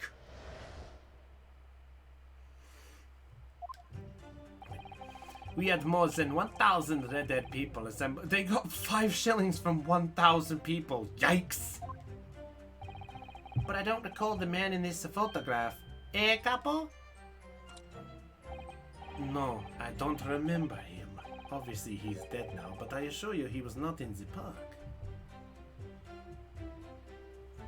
Interesting. Allora, this victim is nothing to do with us. I'm gonna break them like a Kit Kat car. We'll have it. To answer for Peppino, it is your fault that we got caught in the first place. Oh! On testimony that this man in the photograph was not present. Can you be certain? Oui, I am quite certain. We did not interview this man. Nobody looked like this came to the park. This I can promise. You've been arrested for a grand deception, however. Accordingly, this court has a little confidence in your assurances. What's with this attitude we get to nowhere, huh? He's really sulking now. This confidential document was obtained directly from Scotland Yard. It records an entry from the inspector's private diary dated the day before the incident. It reads, Lime Street, Redhead League, undercover. I have the answer. Maybe there was another similar event in the park on the day in question, eh? That is ridiculous. When his comrade was there. Expecting, which means it's quite possible that's when he was killed. Interesting. Right. Where the fuck do we go with this? Man in the photograph. We had more than 1,000 dead people assembled in the park on Lime Street that day. Hold it! Let's get our info. 1,000 people? That's a very big crowd. Oh, the bar's back! Spectacle led it to come from all over the capital. See, the capo here hears a magnetissimo animale. Nobody else could attract so many people. If I could be born again, I would be the capo. All those people wanted was the money, Peppino. The £4 per week. Are you suggesting that you spoke personally with all 1,000 applicants? We, that we did, because every one of them paid us 5 shillings. We take their names and we take the money and we take their addresses as well. Then I tell them we take some days to let them know by a post finito, maybe 2 minutes to a person. We start early in the morning and we stop late in the night. 5,000 shillings in one day. Who'd have thought there were 1,000 such gullible redheads in London to start with? One of whom was a great detective with chemically altered hair. But I don't recall the man in this photograph, eh, capo? I feel like I'm doing a very bad accent all of a sudden. This is now where any French and Italian viewers are now turning off. I'm sorry, everybody. And Aeon says we'll break them like a Kit Kat bar. What? What? Hold it! Doesn't look at all familiar. No, I don't think so. And this is a wig, eh? He was trying to trick us. I do not like the people who are trying to trick the other people. Says the con artist. If between them they interviewed 1,000 people with hair, it would be unreasonable to expect them to remember every face. No, senor. I may be small, but my memory is very large. I never forget a thing. In my opinion, I do not think this man was in the park. But he's not going to give the court a definite, it seems.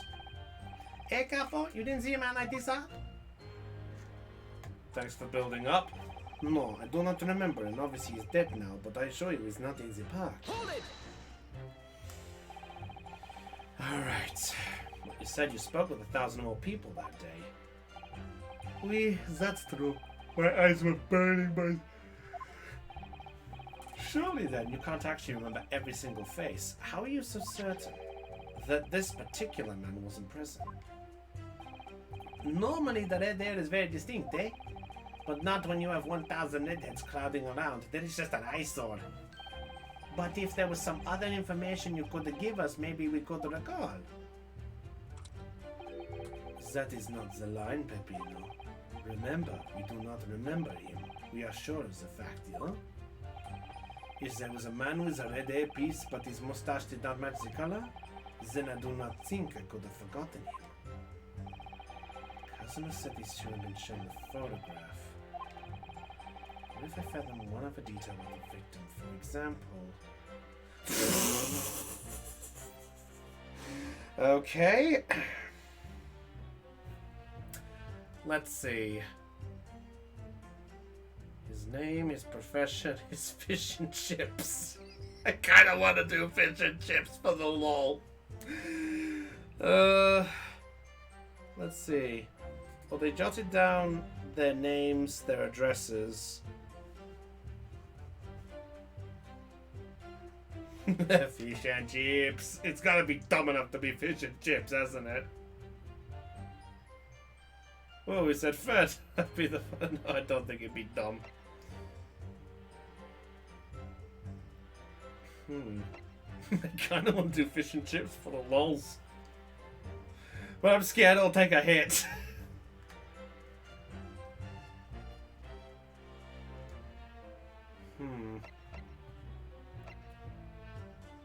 You know what? Let's just... Yeah, he was undercover. False name, hidden profession. Yeah, so fish and chips would probably be the most logical one, actually. Yeah, he would hide it. Fish and chips! I don't appreciate that just knowing the man had red hair won't help you remember the situation, but what if I told you that the man was always munching on a packet of fish and chips? Do you remember a man who was eating incessantly? Not really. I was looking only at the heads of the applicants. I wouldn't have noticed the fish and chips any more than the caviar and smoked salmon. Or the spaghetti! Me, I love the spaghetti. Really? I had no idea. Tell them again what you said before, Peppino. Si, capo, si! I say it again and again. The victim is nothing. Okay, that wasn't... I don't think that was it. Okay, let's try the others.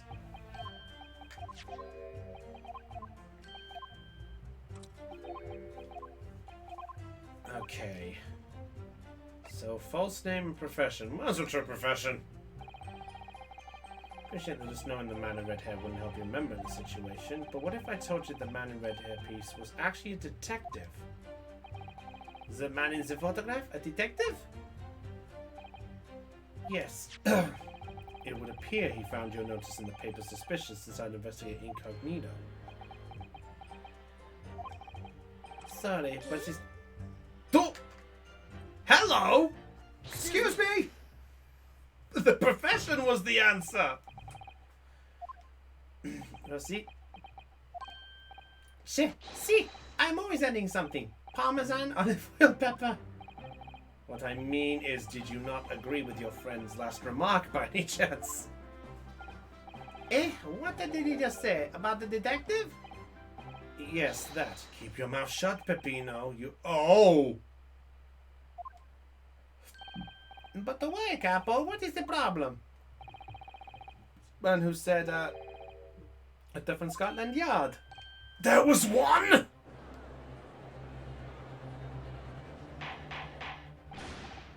Oh, hello. It's simple. A man who was at the park said to us that he was an inspector. There was no... Oh! Madai, what are you saying, Capo? Have you forgotten it? I have forgotten nothing. Nobody likes this kid to the park. They're hiding this. Basta, Kappa, basta! You beat me at many things, but not two, the memory and the meals. Like I said, when it's time to eat the pasta, no one is a faster. But you are inferior to me in every other way, so shut up! Objection! No, he must speak! Oh! Even Kazuma! Oh! Trop done! The damage is done! Indeed it is, sir. Oui, there was a man who came to the park and he said he was an inspector from Scotland Yard. However, he looked nothing like the man in the photograph. He was someone else. Sure, because, to start with, his face was completely different. See, it's true, it's true. The man who came was a younger?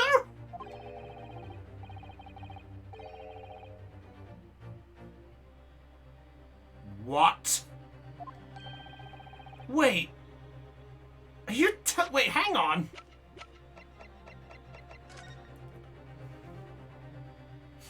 He's still got the moustache and things. Oh, Sholmes? Was it Sholmes? Anyway, I was not going to be fooled. I took the obvious precaution and said to him, if you're really a detective, show us the proof. See, the capo here, he doesn't take no nonsense, eh? But he was well prepared. He said he had identification. Shit. An official police inspector's identification? That is most unconvincing. Sorry, my lord? Counsel, no incognito inspector would offer his identification for inspection. It's quite out of the question. Definitely. Why would he expose his true identity? Clearly the papers were fake. Certo, Capo, you are a genius. As we say in Italia, it takes a thief to recognize another, eh? And what happened after he announced that he was a detective? He became very annoying. He said, you are under investigation. So I took his papers from him and chased him out of the park. It was fantastico. And look, here is the identification. Shit! He had to come and he made us very scared. But he was not who he said he was. Indeed, the person described. Interesting. Presented various incidents of evidence. But I like them. Too bad. I like them too. The witness testimony. Let's have a look. Oh, we can inspect. Okay, open the latch. Suppose we should see what the inspector's identification looks like inside. Okay. Yep, definitely looks fake, doesn't it? Out of interest, what name is given? Something plucked out of the air. It's Tobias Gregson. So, short version, Eon. We've apparently presumed that the witnesses apparently did enter there, and apparently we've discovered that Gregson was trying to influence and get into the Redhead League, and now we're trying to interview them, or testimony them. The Scotland Yard insignia. Genuine to me. But how? The palm identification number details are all correct as well. Since when have you known those?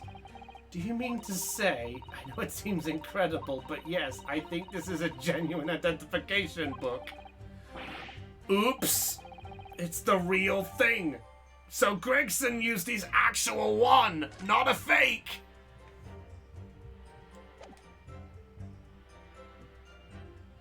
Someone set up Gregson to be gone after.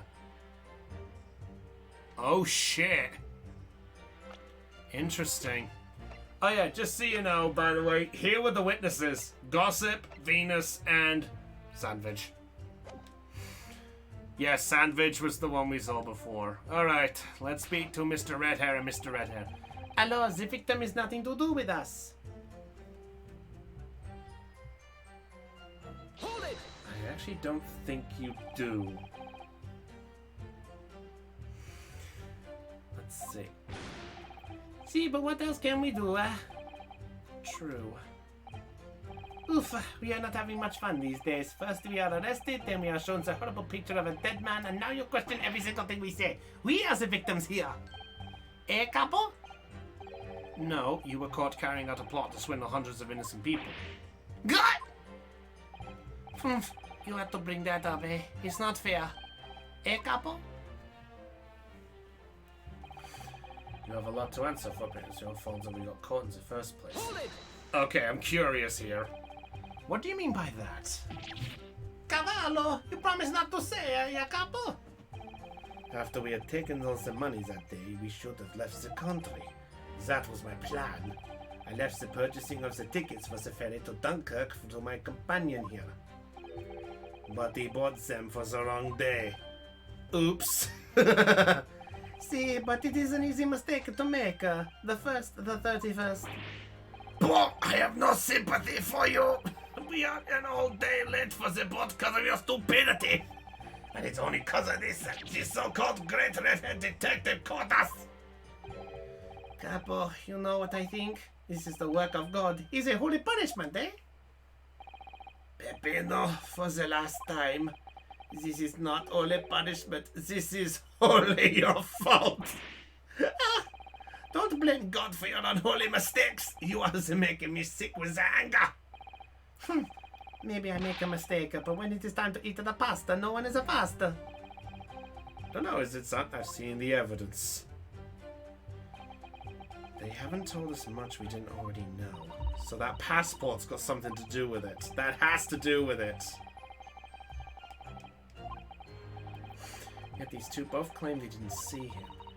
I have to say, they don't appear to be telling lies.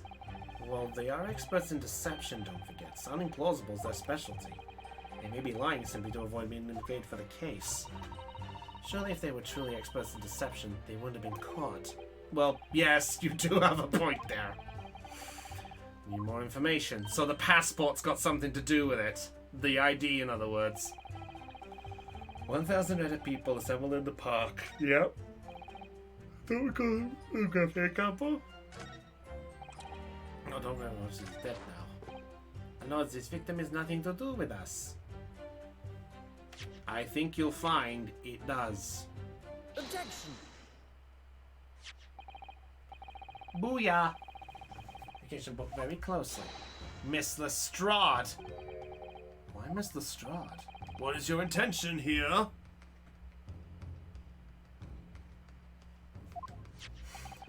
Is this really a fake or is it genuine? That's the question, which we can't answer ourselves. Objection.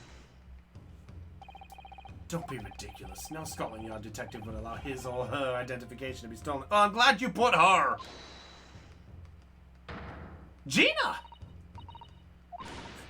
That is the boss, there's no question about it. It can't be! So confirmed real. The undercover detective who attended Redhead League's enrollment on the day in question was the real Inspector Gregson, carrying out an incognito investigation! Zoutala! I was waiting for the French response. Please tell me the next one. Please tell me the next one is Waterloo! But if the boss had his identification stolen, he could have reported it straight away. I mean, he was always on me about it. If you lose something, report it at once, he'd say. Could it be then that the inspector was physically unable to report it? Physically? Aye! What are you saying? Unable to... You're not suggesting! I think we are, and I think we do. Killed before he had a chance to report his identification stolen. Also, Eon, the proof. There's the proof. No! Oh, he's got another flinch. He has a second. Show off.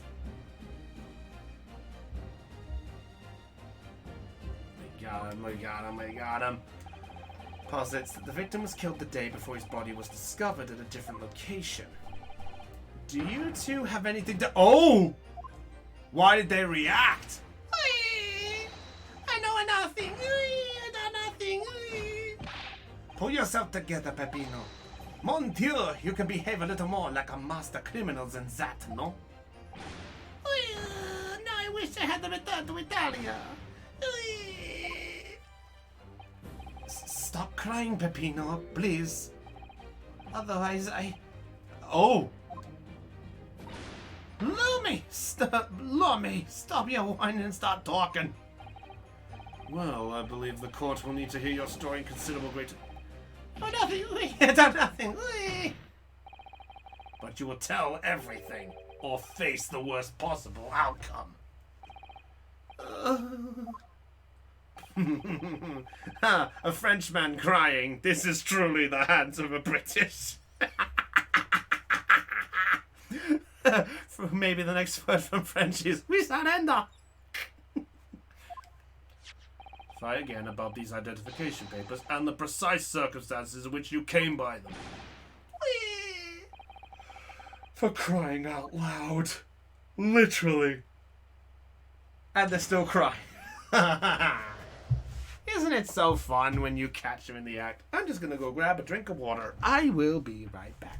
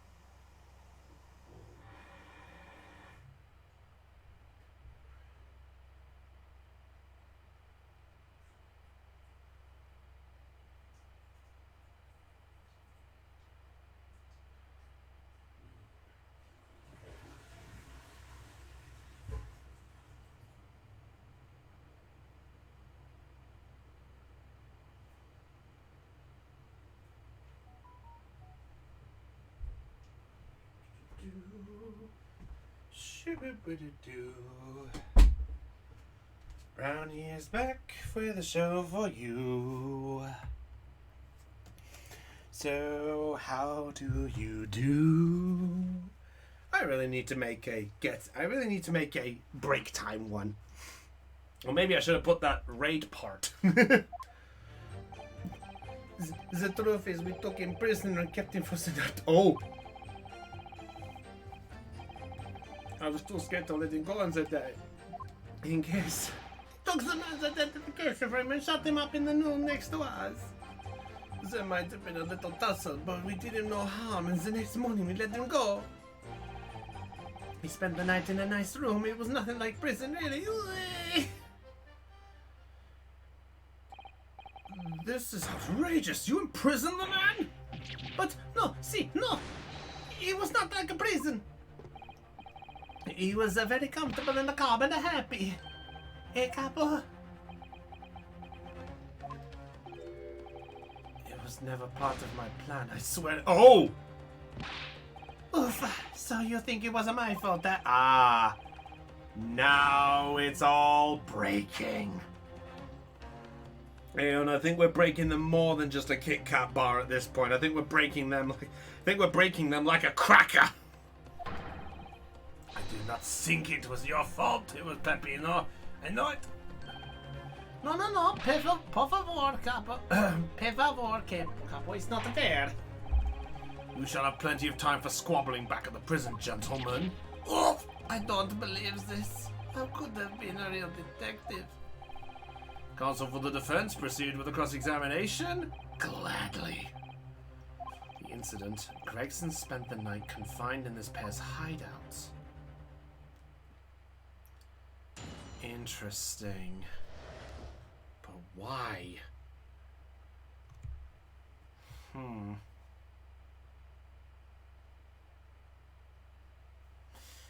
Well, the truth is we took him prisoner and kept him for the night in a secret hideout. Hold it! Okay, give us that info. You realize what you're saying? You have to believe me, I never intended for that to happen. And I'm sure the detective's not intended either. Do you think? Gee, whose plan was it to get arrested? Yes, I could do. See, nothing else. This was the first time crime for the capo. He was at the end of his wits.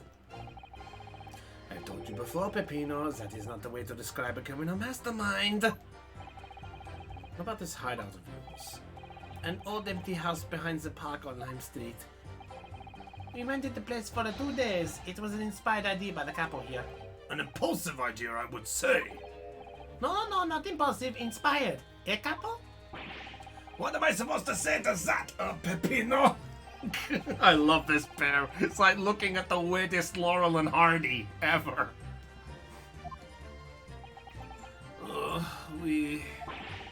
But you have to remember, I was under the impression that he was a pretender, not a real inspector. How are we all doing, by the way, in chat? Are we enjoying the show somehow? If you didn't think the man was an inspector, there would have been no reason to take him prisoner, would there? No, you are right, but we couldn't be completely certain. Even... Ugh. I didn't think he was a detective. I was too scared to let him go that day, just in case.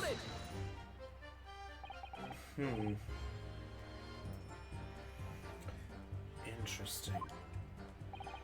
Because why had he come to the park? We didn't know. There was a chance that he had seen through my plan. If that was the case, he would have gone straight to the police station to blow the whistle on us. Even if he was just feigning to be an inspector, he was up to no good, without a doubt. I love that everyone's engrossed and no one says anything. Good. Well, see, you may be right. Eh, capo? The point is, we were not able to escape from England immediately. That is why we had no choice but to take the man prisoner. Wait. I just thought of something. Heed me out. These guys were gonna go out of the country. Wasn't Gregson gonna have a transfer to Paris? You don't think...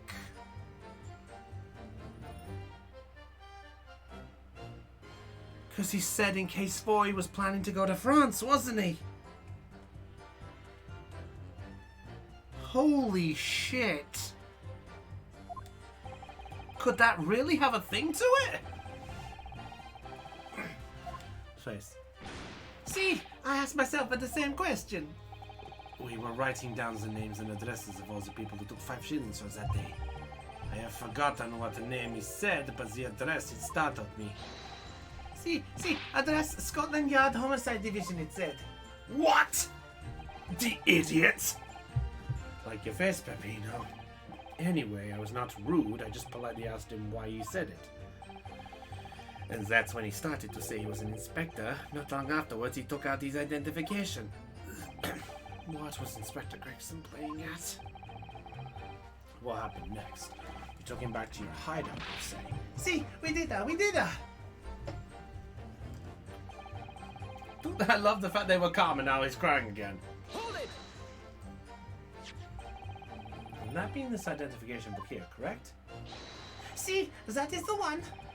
What made you believe that it was a forgery? I've never seen a real one, of course. But he was so suspicious, this man. Allora, I was thinking it must be Vozo. E capo? Oui, it was just as Peppino said. We were convinced he was not genuine. Altogether, the hilarious brothers, we took the man captive. All we did was shove him inside a locked room. Then we made preparations to transport all the money. In for a penny, in for a pound.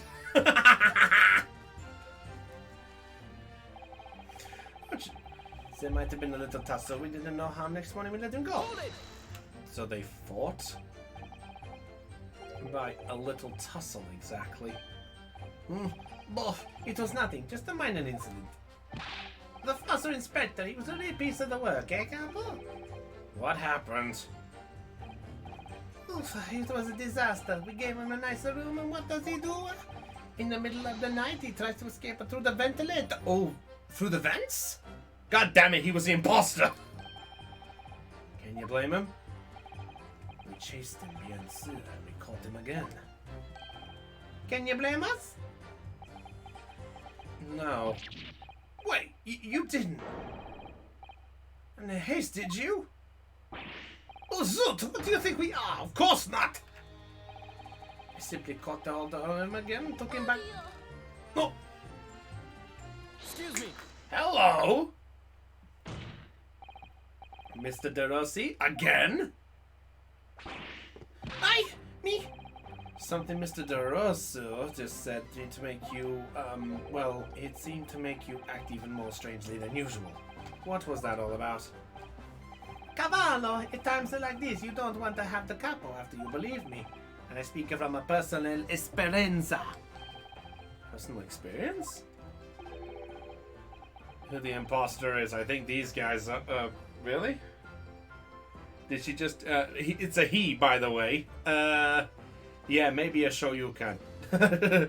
Maybe as the imposter? Shoryuken. Wait, Ion's the imposter. Who's the imposter?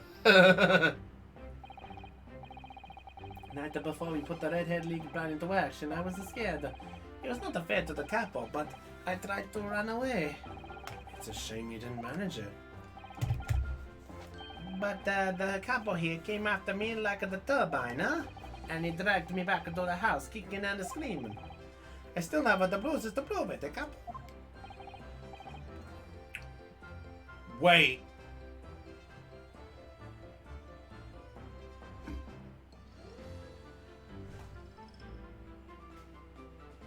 Guys.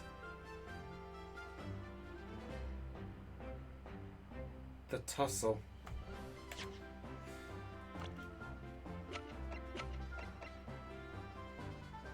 It's gossip. It was fucking gossip. It's gotta be gossip. He got hurt and he's got a thing around his neck. It was gossip. Oh my god! Look! He's got one on his neck too! What to do, I show or I don't show? I show you, I don't. You do now! Alright, if everybody wants to see, then I'ma do it. Yikes! Echo, you see, it's still very visible, eh? That red ring around your neck. You know that when you were dragged back to the house? See, the capo sometimes he's very rough and... I said that's enough! Peppino's neck has nothing to do with what we are talking about here. You have my word. No, it does! His neck, I wonder, does it matter? Oh, it does matter! Because I've got a hunch. That's right. If he was there, where's the red ring around this Gregson?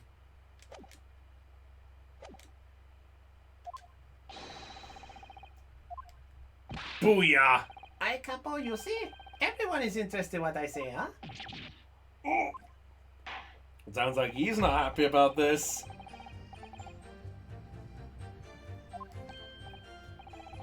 Cece, if you really want to know.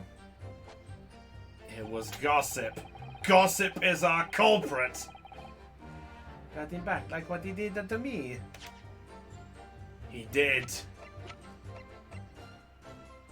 And we didn't see one here. Objection. Got him. So that means gossip got a hold of the passports? No, it's not like that. It was hardly a prison. It was an invitation to stay. It was only. So it was gossip. Did gossip do it? Is gossip our culprit? See this photograph of the victim, Inspector Gregson. Where's the red ring on his neck if he was dragged back the same way? But that makes no sense. It was me who took the collar off of the man in the morning. And I saw the red bruises on his neck, just like I have. Even the mark is still clearly visible on the witness's neck, we'd expect to see bruising on the victim. God fucking damn it. But what do we tell you, huh? We said this from at the beginning. Many times. Peppino's right. The man in the photograph is somewhat different to the man we had captives at night. They seem genuine, so it has to be gossip. Gossip's our fucking culprit. That's who we're aiming at. Not Inspector Gregson at all. If that's true, however, how do you explain the identification? Probably. He was after the money, most likely. The prosecution made assertion itself. Ah! We also know the inspector made a note about the Redhead League in his diary for that day, which surely means we can't divorce the two events completely. The inconsistency note about the defense is most troubling. If it were the Inspector Gregson whom these two redhead gentlemen, the fact that no bruising can be seen around his neck defies explanation. But equally, if they actually encountered an imposter, then they would die at the O2. How did that person come to be in possession of the real inspector's identification? Is there some plausible explanation, counsel? Explanation? Besides these occasions that we keep meticulous notes in the court record, Mr. Naruhodo. Because those are the facts, and the facts cannot lie. No, the facts can't lie. Even when they point to something so incredible, it's almost unbelievable. Well, my lord, the true identity of the person who turned it up is revealed by information in the court record, I believe. Oh, gracious!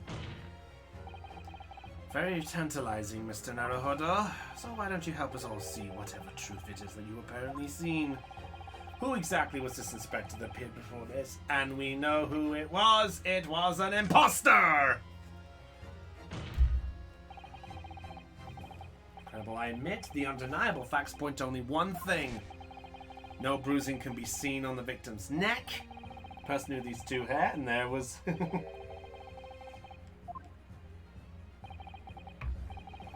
Gossip be source in a waste of time. No. On the contrary, I haven't finished. What? There's no bruising on the victim's neck, so the question immediately posed next is, who exactly was the man in the park on Lime Street found to carry Inspector Gregson's identification? See, that's right. Tell the same story every time. Whoever this man was, the capo dragged him from a billboard post with the dog collar. Mon Dieu, Peppino, it's not so harsh as you say, huh? The false inspector, eh? Who was he? Clearly, the defense has an idea about that. About the Trinity, the man these two imprisoned. Who did the witnesses encounter in the park, posing as Gregson? Take that! Goodness me, isn't that... Gossip! Who was in the stand in this very courtroom earlier today. A nameless man whose only occupation appears to be peddling hearsay to passers-by. Do-ba-da-do. Do-ba-da-do. Witnesses, is there a man or not? What has happened to his lip? Ah! See, this man is not for the Redhead League, eh? He's looking for the Twisted Lip League, no? Perhaps rather than making such a rash claim next time, you should bite your lip instead. God damn it! Yes, but one undeniable fact remains. During his testimony earlier, I noted something around the man's neck. A red ring! Eh? What?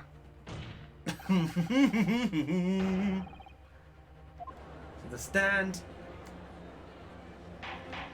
Let's wrap this. We know who we're aiming at. Gossip's our target. And there's the mark. And the proof. Well, I never. An undeniable ring of bruising indeed. And identical to that of the witness beside him. Now what's going on here, eh? I've always had this, mate. It's a birthmark, innit? Red Ring of Death. No, the guilty. Can you bring McCall to the stand as we explained to you? Somewhat about an inspector again. But I'm telling you, you got it all wrong as usual. You're denying all knowledge of it? Well, of course I am. Are you trying to kill me with all this nonsense, huh? Well, at least you'll have more stories to peddle back on Fresno Street, won't you? Now, we're going to need you to testify again. And you, Mr. DeRossi, I'm sure you'll cooperate, won't you? Do we have any choice? Yeah, big trouble, eh, capo? You can't look at him now. Alright, let's wrap this up. Come on. Inspector and identification revisited. The man who claimed to be an inspector that day was definitely not this man. He's right, see? You think we would have forget these grand lips, huh? I never leave Fresno Street, alright? I have no interest in any Redhead League. I'm all alone in the world, mate. I've no kinfolk or nothing. Why would we want to do something like that? Just look at me, eh? Does it look like a carrier for disguise with a face like this? I mean, he's not completely wrong.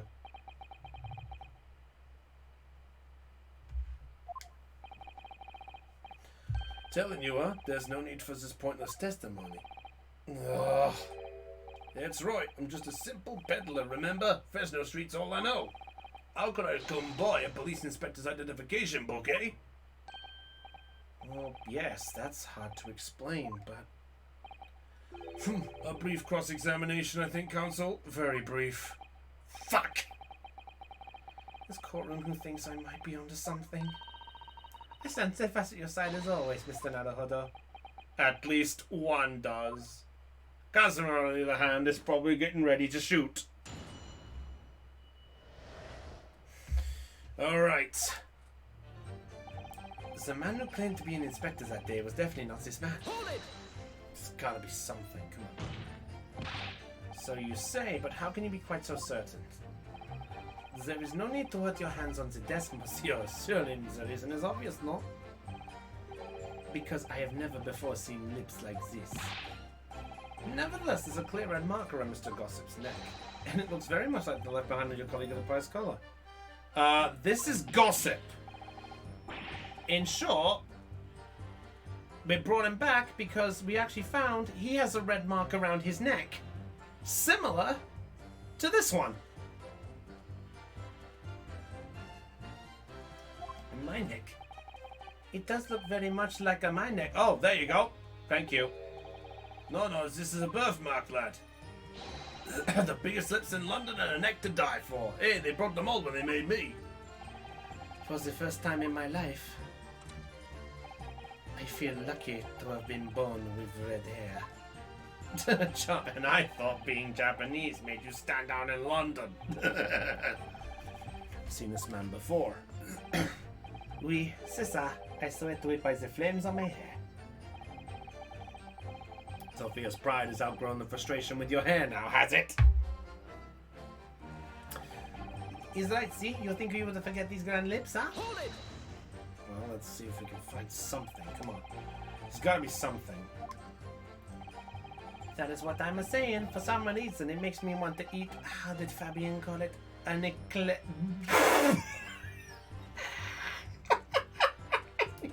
His lips scream an eclair? I've never seen the hair as black as yours before, either. Likewise, I've never seen red hairs like yours until I came to Britain. See, maybe he's a national traitor. Maybe all the people from this man's country have a grand lips. No, lad. I was born right here on Fresno Street and I've never left. Oof, this is the problem, see? So you definitely didn't go to the park on Lime Street. Now, how many times do you want me to say it, eh? Okay. I never leave Fresno Street, alright? No interest in any Redhead League. Hold it! So, you'd heard of the Redhead League, have you? Don't get a name like Gossip for nothing, eh? It's my business to know what's going off in town. So that tasty tidbit to a fair red as it came past me. God damn it, he used his info. He just got sandwich to cough up for it. Good lord. Well, he does have a very red nose, if that counts. Who knows? As you can see, my own ass got not a hint in red in it. And in any case, Fresno Street's my patch. You won't catch me sliding off to some other part of town. Is that so? Oh! Excuse me! I think we got an answer. Can I help you? Mr. Gosford need to examine, but interesting. Why did he remember something? Why did Rose say Rose know something? It was the other day when I was looking for a place near the park, a small house or something. To the headquarters of your Redhead League, yes? I visited an housing agent on Lime Street, and here I saw him. Oh! What? Mr. Gossip with a housing agent? He had some kind of contract in his hand, and they were clearly discussing terms. Interest. But no, you're mistaken, chum. I've never left Fresno Street, me, like I said. You mistaken me for someone else. Someone with the same face. No, the cap was right. I remember it too. He was paying the man with the banknotes. With notes? He had money? Like I said, that wasn't me. Just why this man with the dirty clothes had so much money. So I looked at the name on the papers. And what name was written? Mr. Gossip? No, this the man, he lies. He tells you that he has no name. But in fact, his name is Hugh.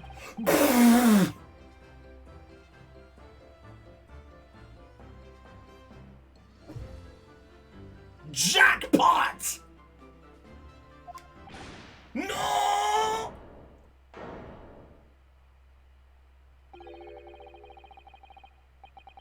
Really? Is that what breaks him? I don't much like folk talking about my personal life. That was definitely a reaction. See if witnesses. Very well, I shall respect your wishes, sir.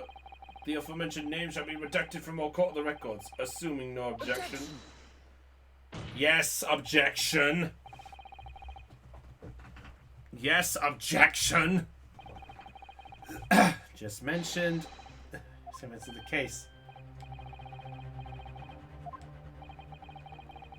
So it happens, my lord, that particular name has already been mentioned during today's proceedings. No, I never. In what capacity? Hugh Bone, the name of the leaseholder of the room. Got him. The victim's body was discovered in your rented room. He shut up. Stop talking. Well, alright. Suppose that might be the case, eh? So this guy's Hugh Bone.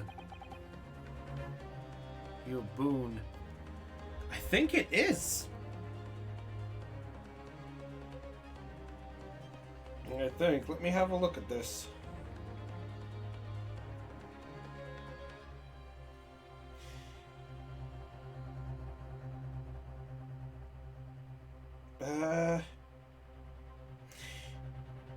No. It has two meanings. One is a benefit. According to this definition of boon, one, benefit, favor, especially. One that is given in answer to a request would not grant his boon. Another, a timely benefit, blessing a boon to new home owners. God damn it. It was all about a fucking... It's all connected. New home. Between us, I don't like to blow me on trumpet, but there's no fun the peddler of tippets in town. So I happen to be able to afford a grubby little room in a falling back down street townhouse. You do? Once every 6 months, I go and pay the rent to an agent on Lime Street. I remember now. There were 2 vulgar redheads in there last time. I'm starting. The man with the twisted lip. Oh, okay, so it's another one too. Okay, so it has another part. Sigue again, Pepino. Why didn't you bring this up before? It's like I told you already. I don't like talking about my personal life. I'm a tidbit peddler as far as everyone else is concerned. No fuss! You will update your testimony to include this most surprising revelation, Mr. Boone. If I must. So the leaseholder Scotland Yard's been looking for since the body was discovered. Under our noses all along. Under our lips in his case. I read the room where that fellow was found. It's true for what difference it makes. Interesting. Hold it! Interesting, interesting. Presumably. No, I don't live there. What do you think? There's no bed, is there? Just a desk. Interesting. To rent it. Well, I don't think I should have to say, really. Yes, you do. And how? He's spoiled about something? Fact up. Well, it's not mine, it's Wait, did you look up the name? Okay, I'm gonna confess, I put something together. Guys, look at Gossip's hair. And look at Daly's hair. Tell me that's not the same. I think Boone is Virgil. I think this man is our missing husband. Oh, I haven't looked up the name. Yeah, I think we pieced it together. We now just have to link it. I think we sussed it. Interesting. Well, I think we've already pieced that together, so you know what? Let's wrap this up.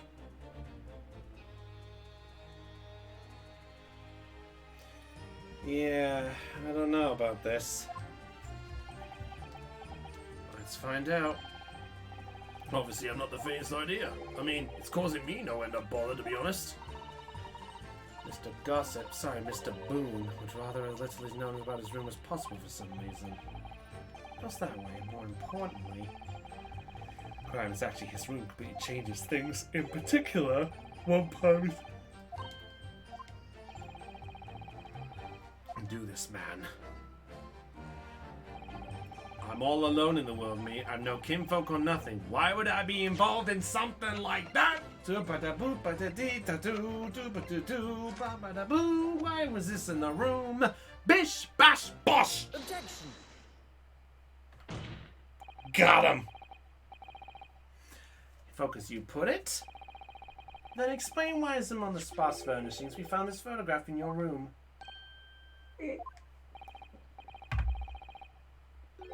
Presuming you've been renting a room and this photograph belongs to you, does it not? Oh, well... Yep.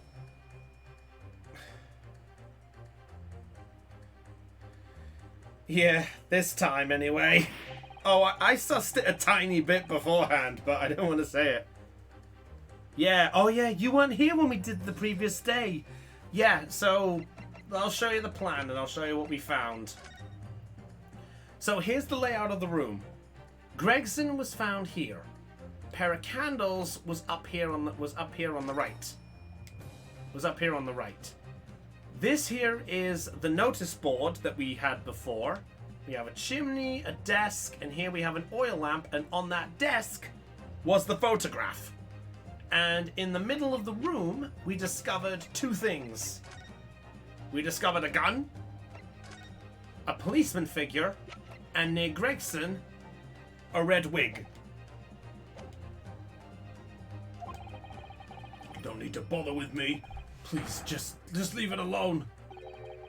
As the man says, we'll leave it alone. Whatever the truth is about this man's life, it has no bearing on this case. because it's simply not possible that he impersonated Inspector Gregson. Objection! I don't think that's the issue. Look at the man. No amount of disguise could ever hide those admissible features. Objection! But what if It's the other way around. What do you mean? Yes, counsel, what do you mean? Well, there's no denying that Mr. Boone's lip is very prominent indeed.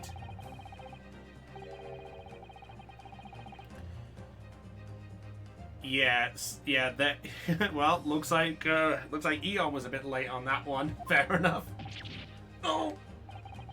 And hiding that prominent feature, in other words, revealing his true face, would make an utterly impenetrable disguise. Wouldn't you agree, Mr. Hugh Boone?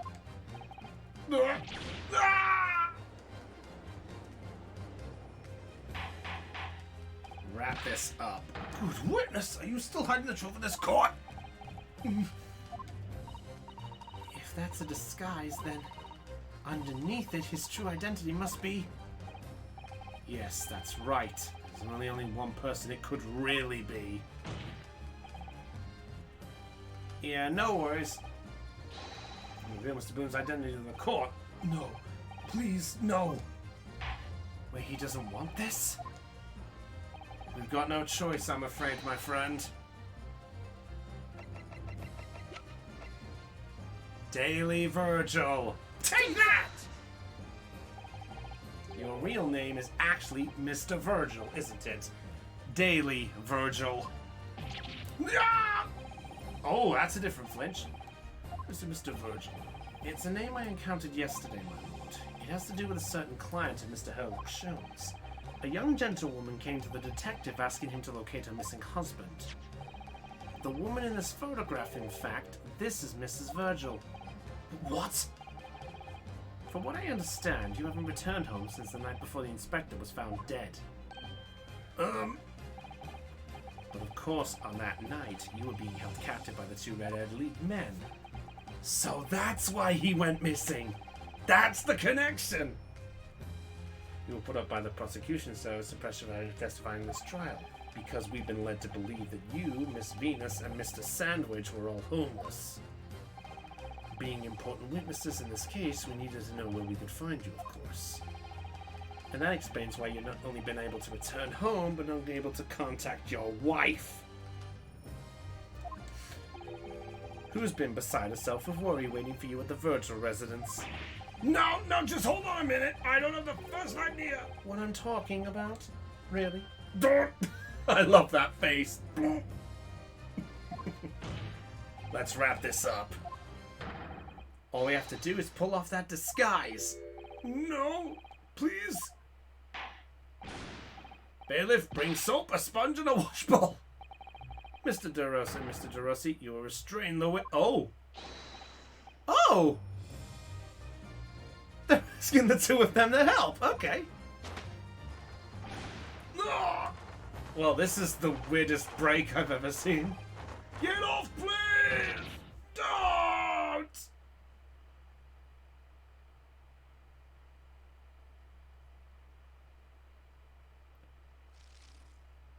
Bingo. Mr. Virgil.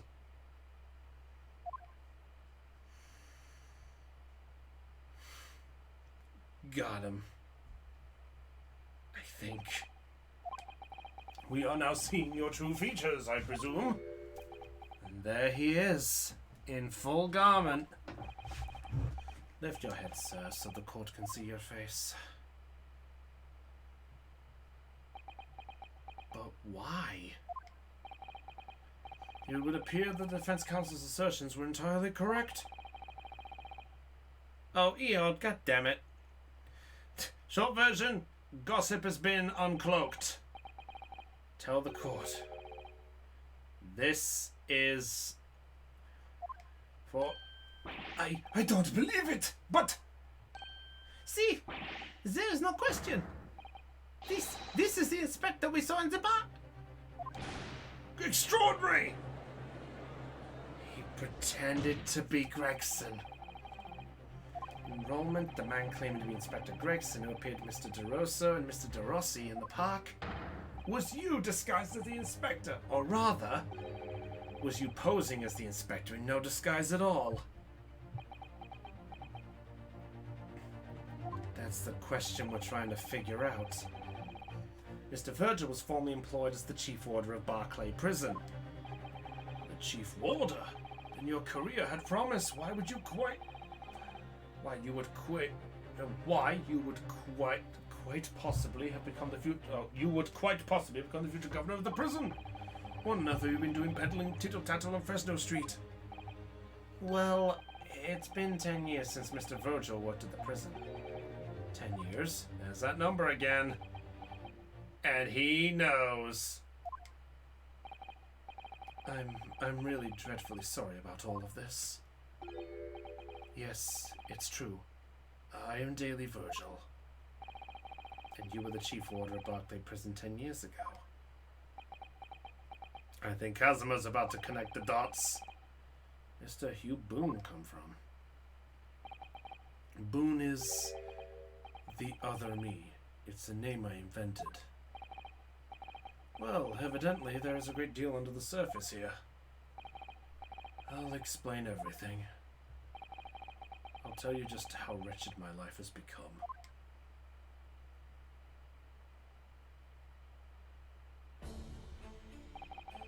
As you say, it was 10 years ago that my employment as Barclay's chief warder came to an end.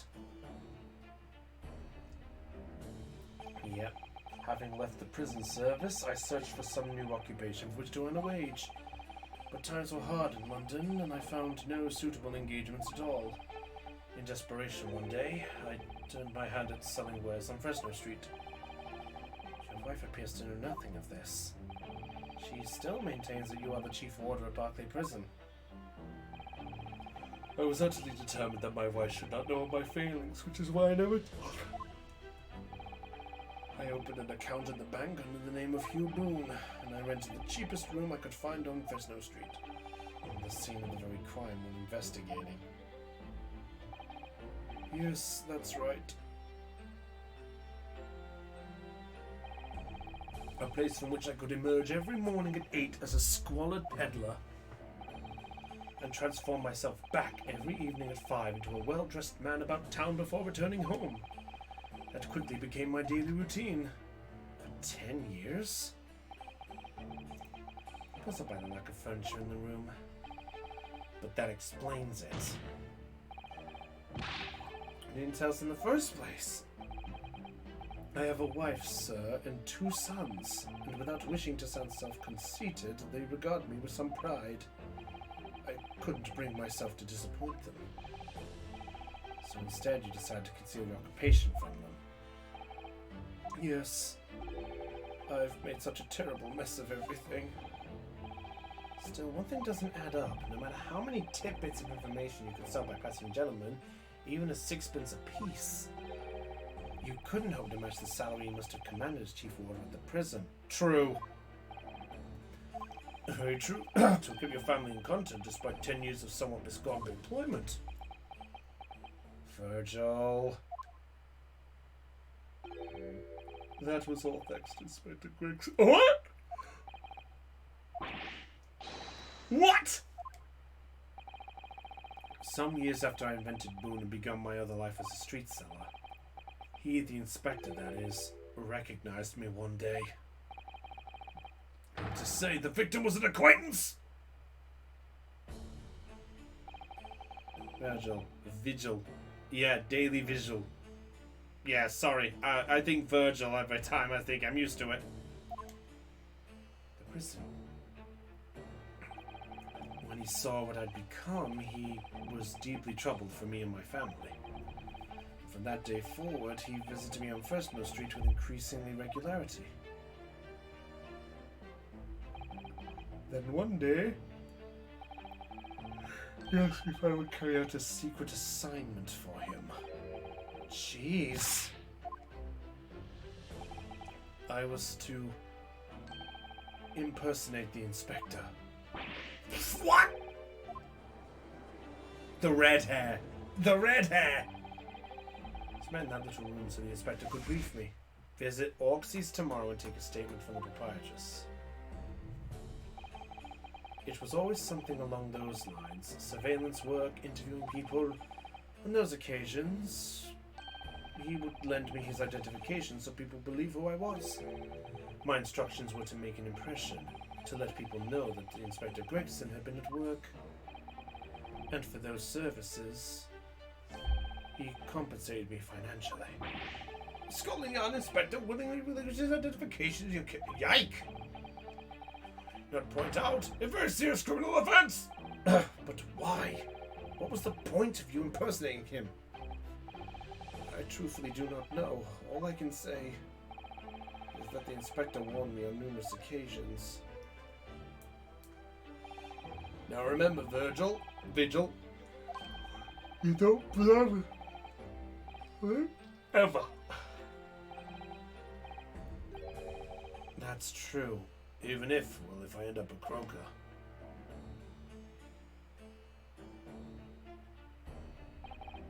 In time, he started to bring papers with him to the room as well. Became something of a second office for him. So, in fact, the person who declared himself to be Inspector Gregson in the park on Lime Street was really... Vigil. As usual, I removed my boom disguise, and then went as instructed to the park armed with the inspector's identification book. It never occurred to me. It gave me away. Jeez. Well, that explains how he got connected up.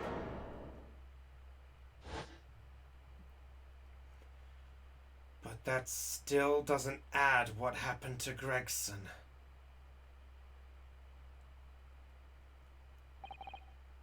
Well... Uh-oh. Yeah, because he's not it. His assertion was as follows. The victim was killed at another location on the day before his corpse was discovered. The hands of these two Redhead men was the imprisoned inspector. Oh, he tried a desk slam. Oh, he's trying. Who went to the park that day? It was me. I don't know. Finally, we have clarity. We had nothing to do with this murder of the inspector. And merci, Monsieur de la Fence, for proving it. Fuck! Shit! Fuck! Well, Van Sykes is reached a de facto conclusion of sorts. These witnesses had no involvement in the murder of the victim. It's proven somewhat ironically by the defense. Shit! Into the cross-examination. Hold it!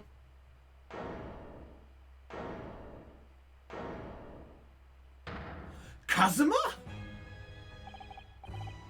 What? What is Kazuma doing? Events of 10 years ago. Oh, there we go. Very significant execution is carried out at the time. Oh, here we go. Bring the connection. The Professor, Kenshin Asogi. I want to know exactly what your involvement was. Oh! Answer me, man!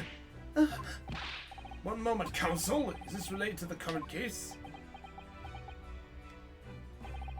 Naturally. It is the prosecution's belief that this case and the events of 10 years ago. Think I knew it. Here we go.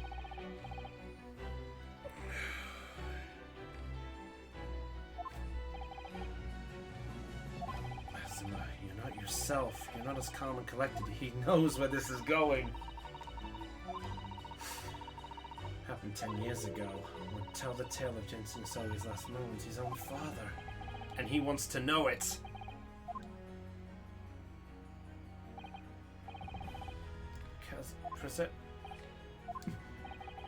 Do you generally believe that this question requires an answer in order to learn the truth behind Inspector Gregson's death? need you to trust me. Please. Very well, then the defense has no objection. I see. In that case, you will answer the question, witness. The truth is, I remember very little of that time. You've forgotten? Sorry to say, yes. As I said, I resigned from my role at the prison 10 years ago. No, we know the truth. The events leading up to extremely hazy. Does that not strike you as strange, Mr. Nanahodo? Sorry? 10 years ago. 10 years is a long time. But to have forgotten the reason why he left such an important job? Yes, you're right. And not only that, Mr. Vigil's claim contradicts what we already know. Oh, we already know. This.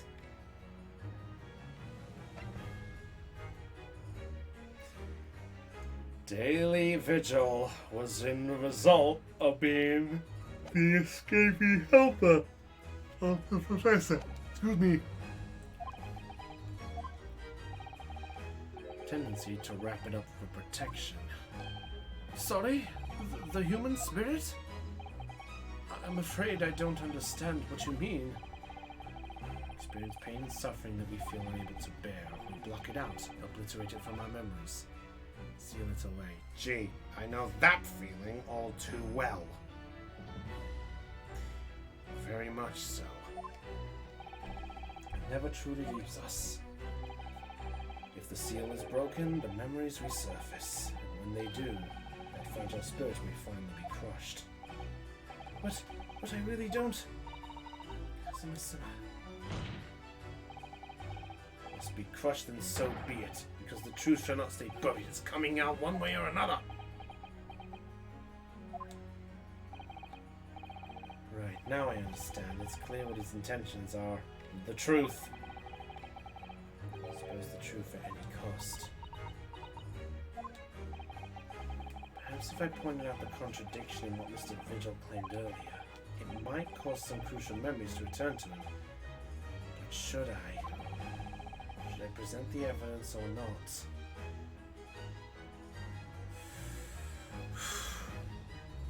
I presume we gotta do it. Oh, Vigil, I'm so sorry for this, but we gotta. This is going to go, but this is a court of law, and I have a duty to pursue the truth. I'd like you to look at this. Clearly contradicts your version of events. Take that! Suppose now they fight each other. They are at this point. Resigned from my role at the prison 10 years ago. Well, yes. In other words, you claim to have left the post of Chief Warder of your own volition. Well, yes, of course. Why? Tell me. Do you remember seeing this document before? No, I don't. This is a dismissal notice ordering the immediate termination of a prison staff's members of employment. A dismissal notice? And the name on the notice is yours, Mr. Vigil. What? It's mine? So you didn't resign from the prison service at all? For some reason, you were dismissed as Chief Warder from Barclay. No, it's been a mistake. I'm sure. I tell him the dismissal notice is nonsense.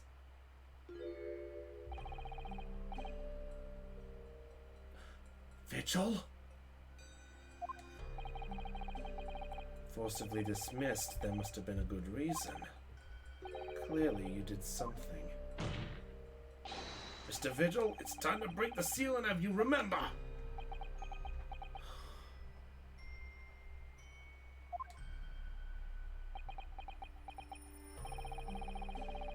Many records, the final execution that you supervised was on the 17th of June 10 years ago. Day, something very serious took place at Barclay Prison.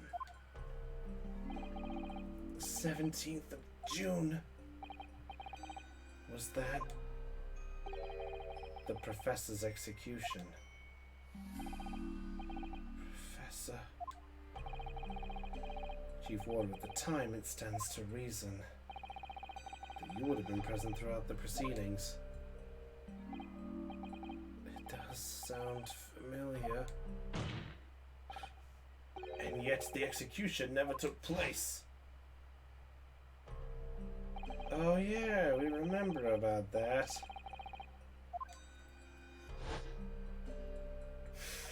Really want to forget that one. Back to life.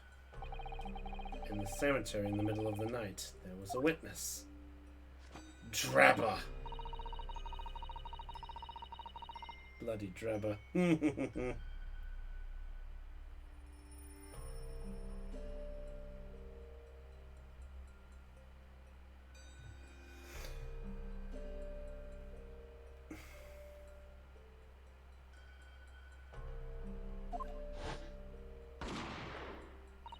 Gun.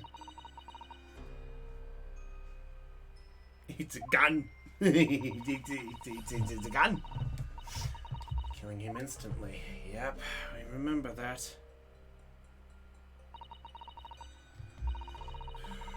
Right. Give me 1 minute because there is an achievement. There is one that I missed.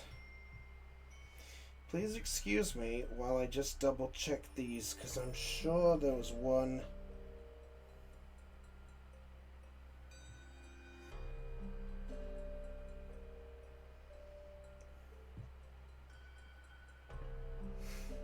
Aha, there it is.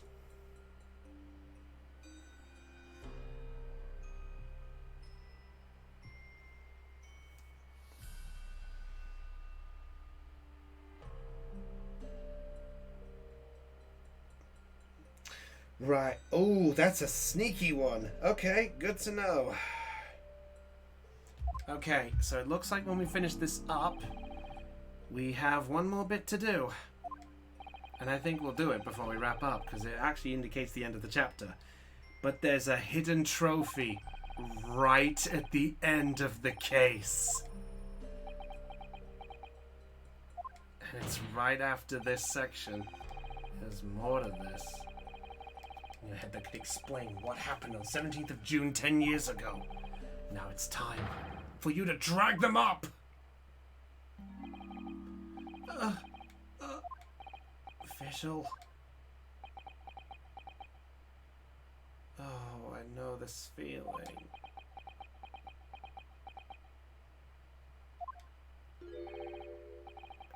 The whole prison was complete chaos. The prisoner escaped. He was killed in the cemetery. Shocking news ripped through Barclay like a hurricane.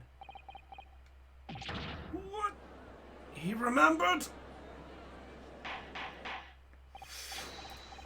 Order, order! Do you mean to say, Mr. Vigil, that your memories of the time returned? My head, it's like some floodgates have been opened. The images, the screams. Oh my goodness. The papers. There were reports, articles about a man who'd seen a ghost. Yes, Enoch Drabber. But surely those reports were exaggerated. There were traces at the scene. Traces of what? In Lowgate Cemetery at plot number 139. Blood. Lots of blood. That's where the man was buried, of course. Obviously something terrible had happened there. The depths of conspiracy and depravity from which this tale is emerging are quite staggering. I've reviewed the police records from that time extensively. A thorough investigation was conducted by Scotland Yard to ascertain how the convict managed to escape in the first place. And the conclusion reached by the investigation team was you. Remember, the prison staff must have been involved. I Are you suggesting the prisoner of order? There we go. And I suspected of doing it, of using that mass murder's execution as a way to help him escape. Did he though? Oh my god, he's going faster! Came to the prison. I was called to the governor's office at the top of the watchtower. Oh, that's right! I'm sorry, Daly. This is a serious business, but I cannot help you now. As chief warder, you are responsible for overseeing the execution of Ore. Well, it seems the fellas at Scotland Yard want to have a few words with you about it. You'd better pack your things, laddie. You'd to attend in person. Jeez. Tell me that my mind just went completely blank. And the next thing I knew,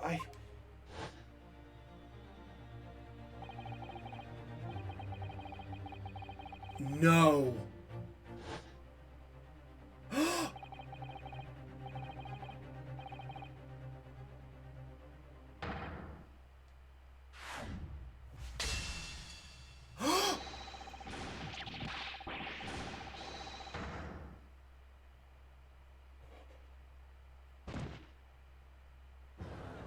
Virgil.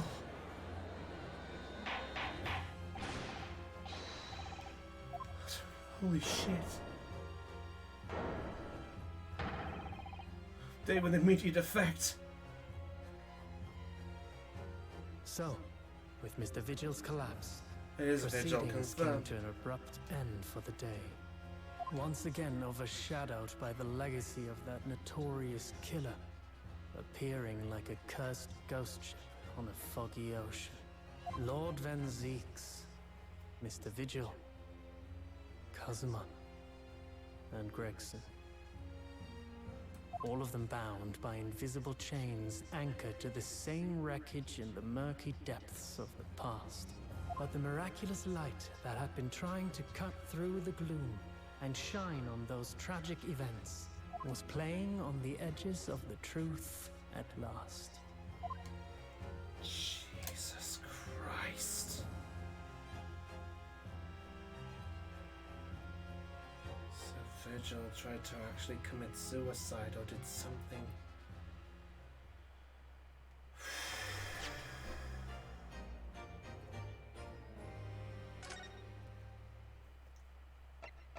Holy fuck. And it's still going. One more bit of investigation. I have actually glimpsed at this. This bit, it's short. So we can do this to wrap up the chapter. And chapter 5 is waiting for us. The court session was adjourned, and it seems Mr. Vigil was taken to hospital to recover.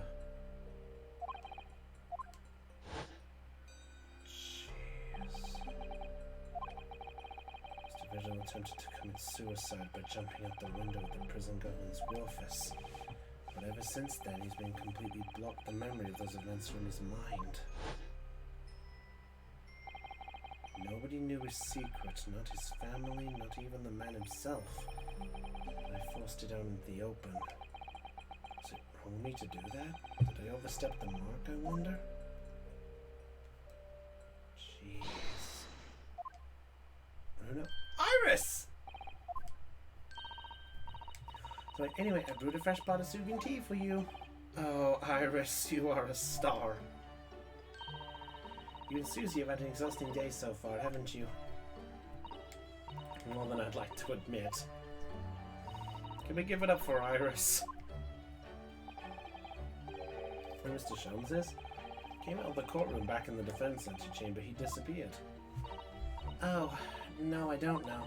He just suddenly sprang to his feet and left. All he said was, "I must leave." I wonder if he's pursuing the mystery of Inspector Gregson's death. Well, you know what Hurley's always saying, don't you? There are mysteries in this world that should perhaps never be solved. for the construction of a solution comes only at the expense of the destruction of things. What does that mean? He knows very well that when you open someone else's old wounds, you often open your own too. You just can't take his own advice and leave all alone. Solving mysteries is too important to him. So true. But that's what I like about Hurley after all. I suppose that's the law of a great detective in some ways. Well then, let's have tea. I'll give you a hand. Oh, do you have time, Iris? Oh, Iris is with us! It's spare before the deadline. Good girl! Brand new story in the adventures of Sherlock Holmes. You know, I always hide Hurley's violin in the days before I have a deadline. You do? Poor Mr. Holmes. I'm sure that's very wise, Iris. How very sensible. Why? Bad playing? Line of action before we continue our investigation.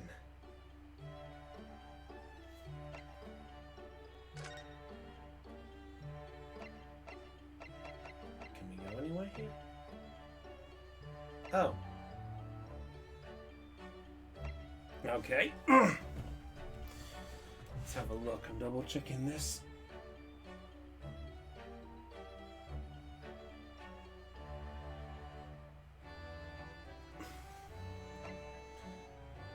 Let's see. According to what I see here, yeah, I'm doing this achievement first. Let's see if we do this achievement, because this is a sneaky one. You've got to go back to the crime scene before you talk to Iris. And if this is correct... No. Okay, not quite yet.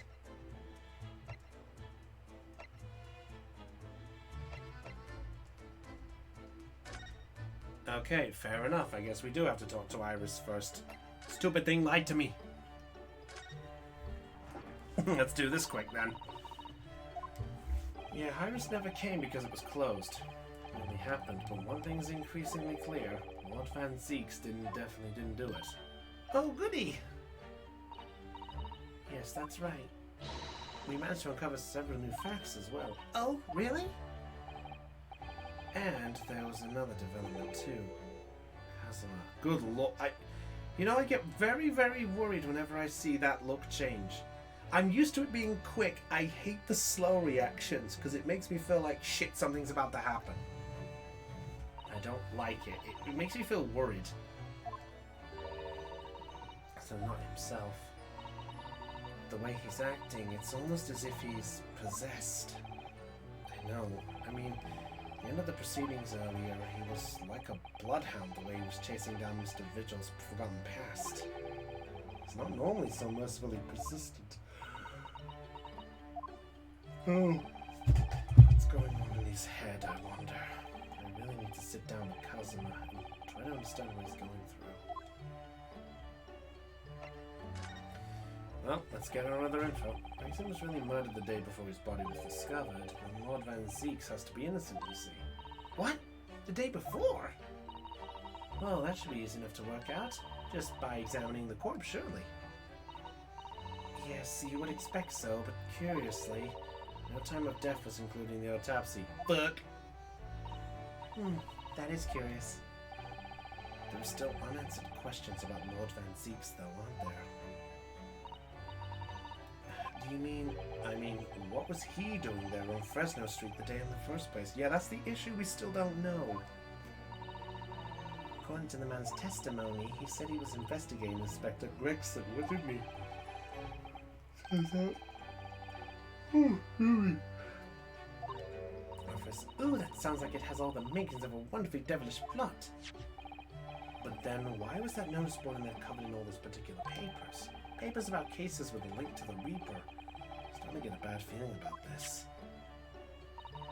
Oh dear, that sounds more like something horribly devilish. Well, I'm glad you're honest, Iris. Movements of late. So we're looking into Gregson's movements, okay? Investigating Inspector's movements. Awkward. The heart of the courts. God damn it. The heart of the courts, guide me. He's carrying out an incognito investigation of Redhead League the day before his death. You mean he was doing the same as Hurley? Well, Mr. Sholmes was trying to apply, whereas the inspector was supposed to be investigating. I do wish it had been the other way around. As it turns out, the inspector went to investigate the Redhead League that day. It wasn't actually Gregson at all. It was Mr. Vigil in possession of Gregson's identification. You know what that sounds like to me? Establishing an alibi. Jeez, that's a big one! Why would Gregson need an alibi? Yeah, why Gregson of all people? I don't believe it. Lover of fish and chips. Perhaps it was seasoned with something a little more potent than salt and vinegar. Perhaps we should try to move away from food analogies. Well, anyway, if Lord Van Zeeks really felt the need to investigate Gregson, try to find out what he knows. So Van Zeeks is the one to speak to. What about Virgil? The name of the lady who came to visit Hurley yesterday? Yes, oh god, how's that gonna go down? I think Mr. Shell's completely passed the buck to us. What do you think about it? Who's still here, by the way? Everyone still here? If I'm being boring, I'm sorry. You know which one? Oh boy. St. Sinners. I'm starting to wonder if all the other hospitals in London have closed down.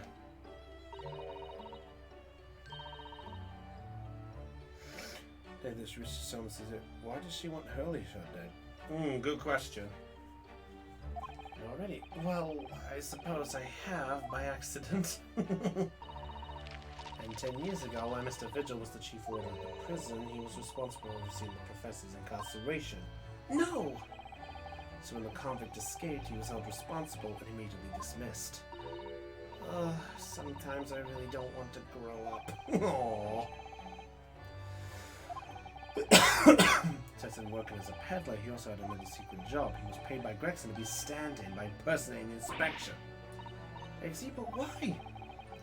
Absolutely no idea. Jeannie was right. I'm starting to think all adults are up to no good now. You know, I haven't paid anyone to impersonate me. That means he has ties to the professor and to Inspector Gregson, though. So I do think we ought to pay a visit to Mr. Vigil, don't you? Back to St. Sinners, then. Alright. So where do we gotta go? Chief's Ostist. Prison. So it looks like we have to go either to the office or to the prison. Yes, agreed. You know what? I think we generally have reached the end of this because I generally have got a... I generally am getting a bit tired, not gonna lie. Let me have a look. How much further do we actually have to go?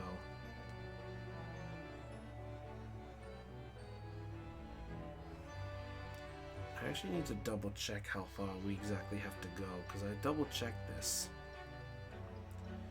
I'm just looking up the encyclopedia to know how far we gotta go. Yeah, sounds good.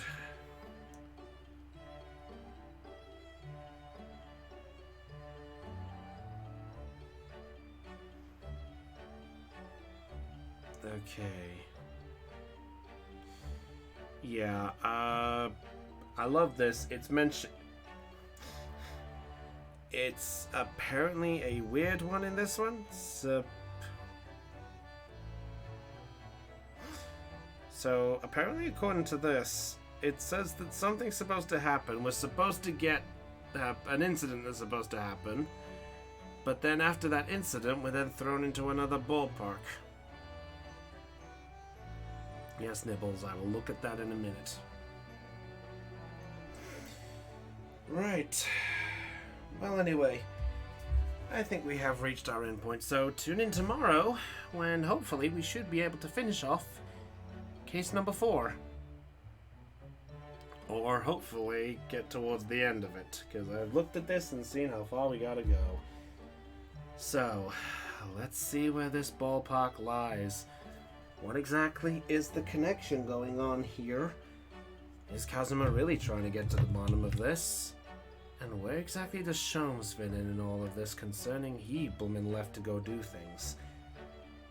You'll have to tune in next time to find out the answer. So until then, everybody, if you were charged with joy with this stream, be sure to subscribe or follow, and we'll see you all for the next episode, which will be tomorrow. So I will see you all for tomorrow's live stream, where we'll see where we'll go with this. But I think before we go, let's at least visit the office. Oh!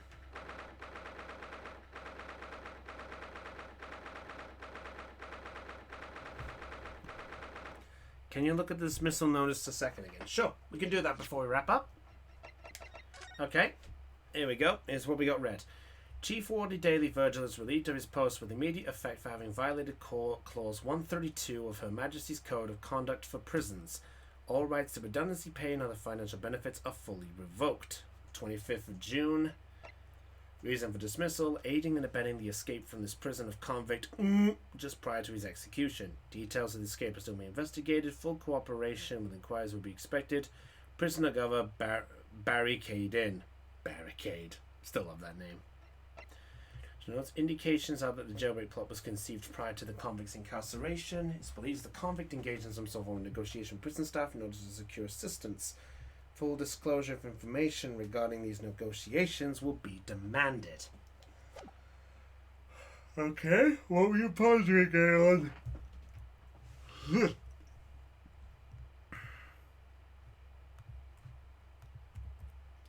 What were you pondering? Are you pondering what I'm pondering? I think so, Brain. But if Jimmy cracked on and nobody cared, then why did he still do it? Narf.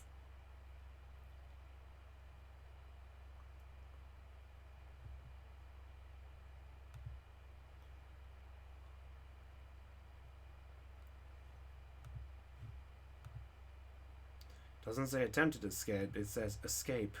Yeah, that's true, it did. I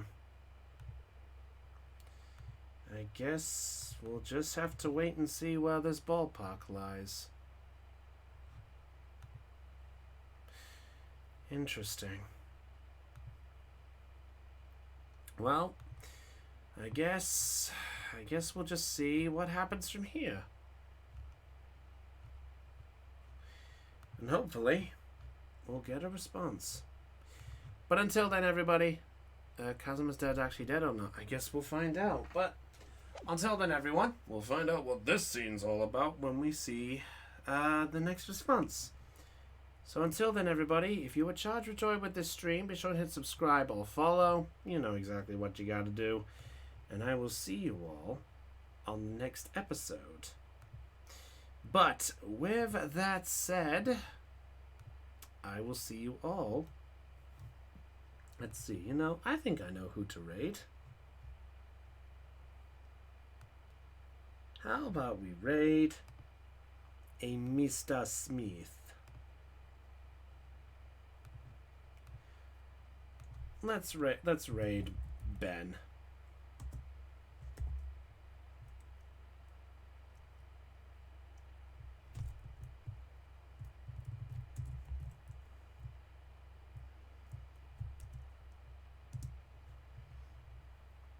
Yeah, we'll send them to this way.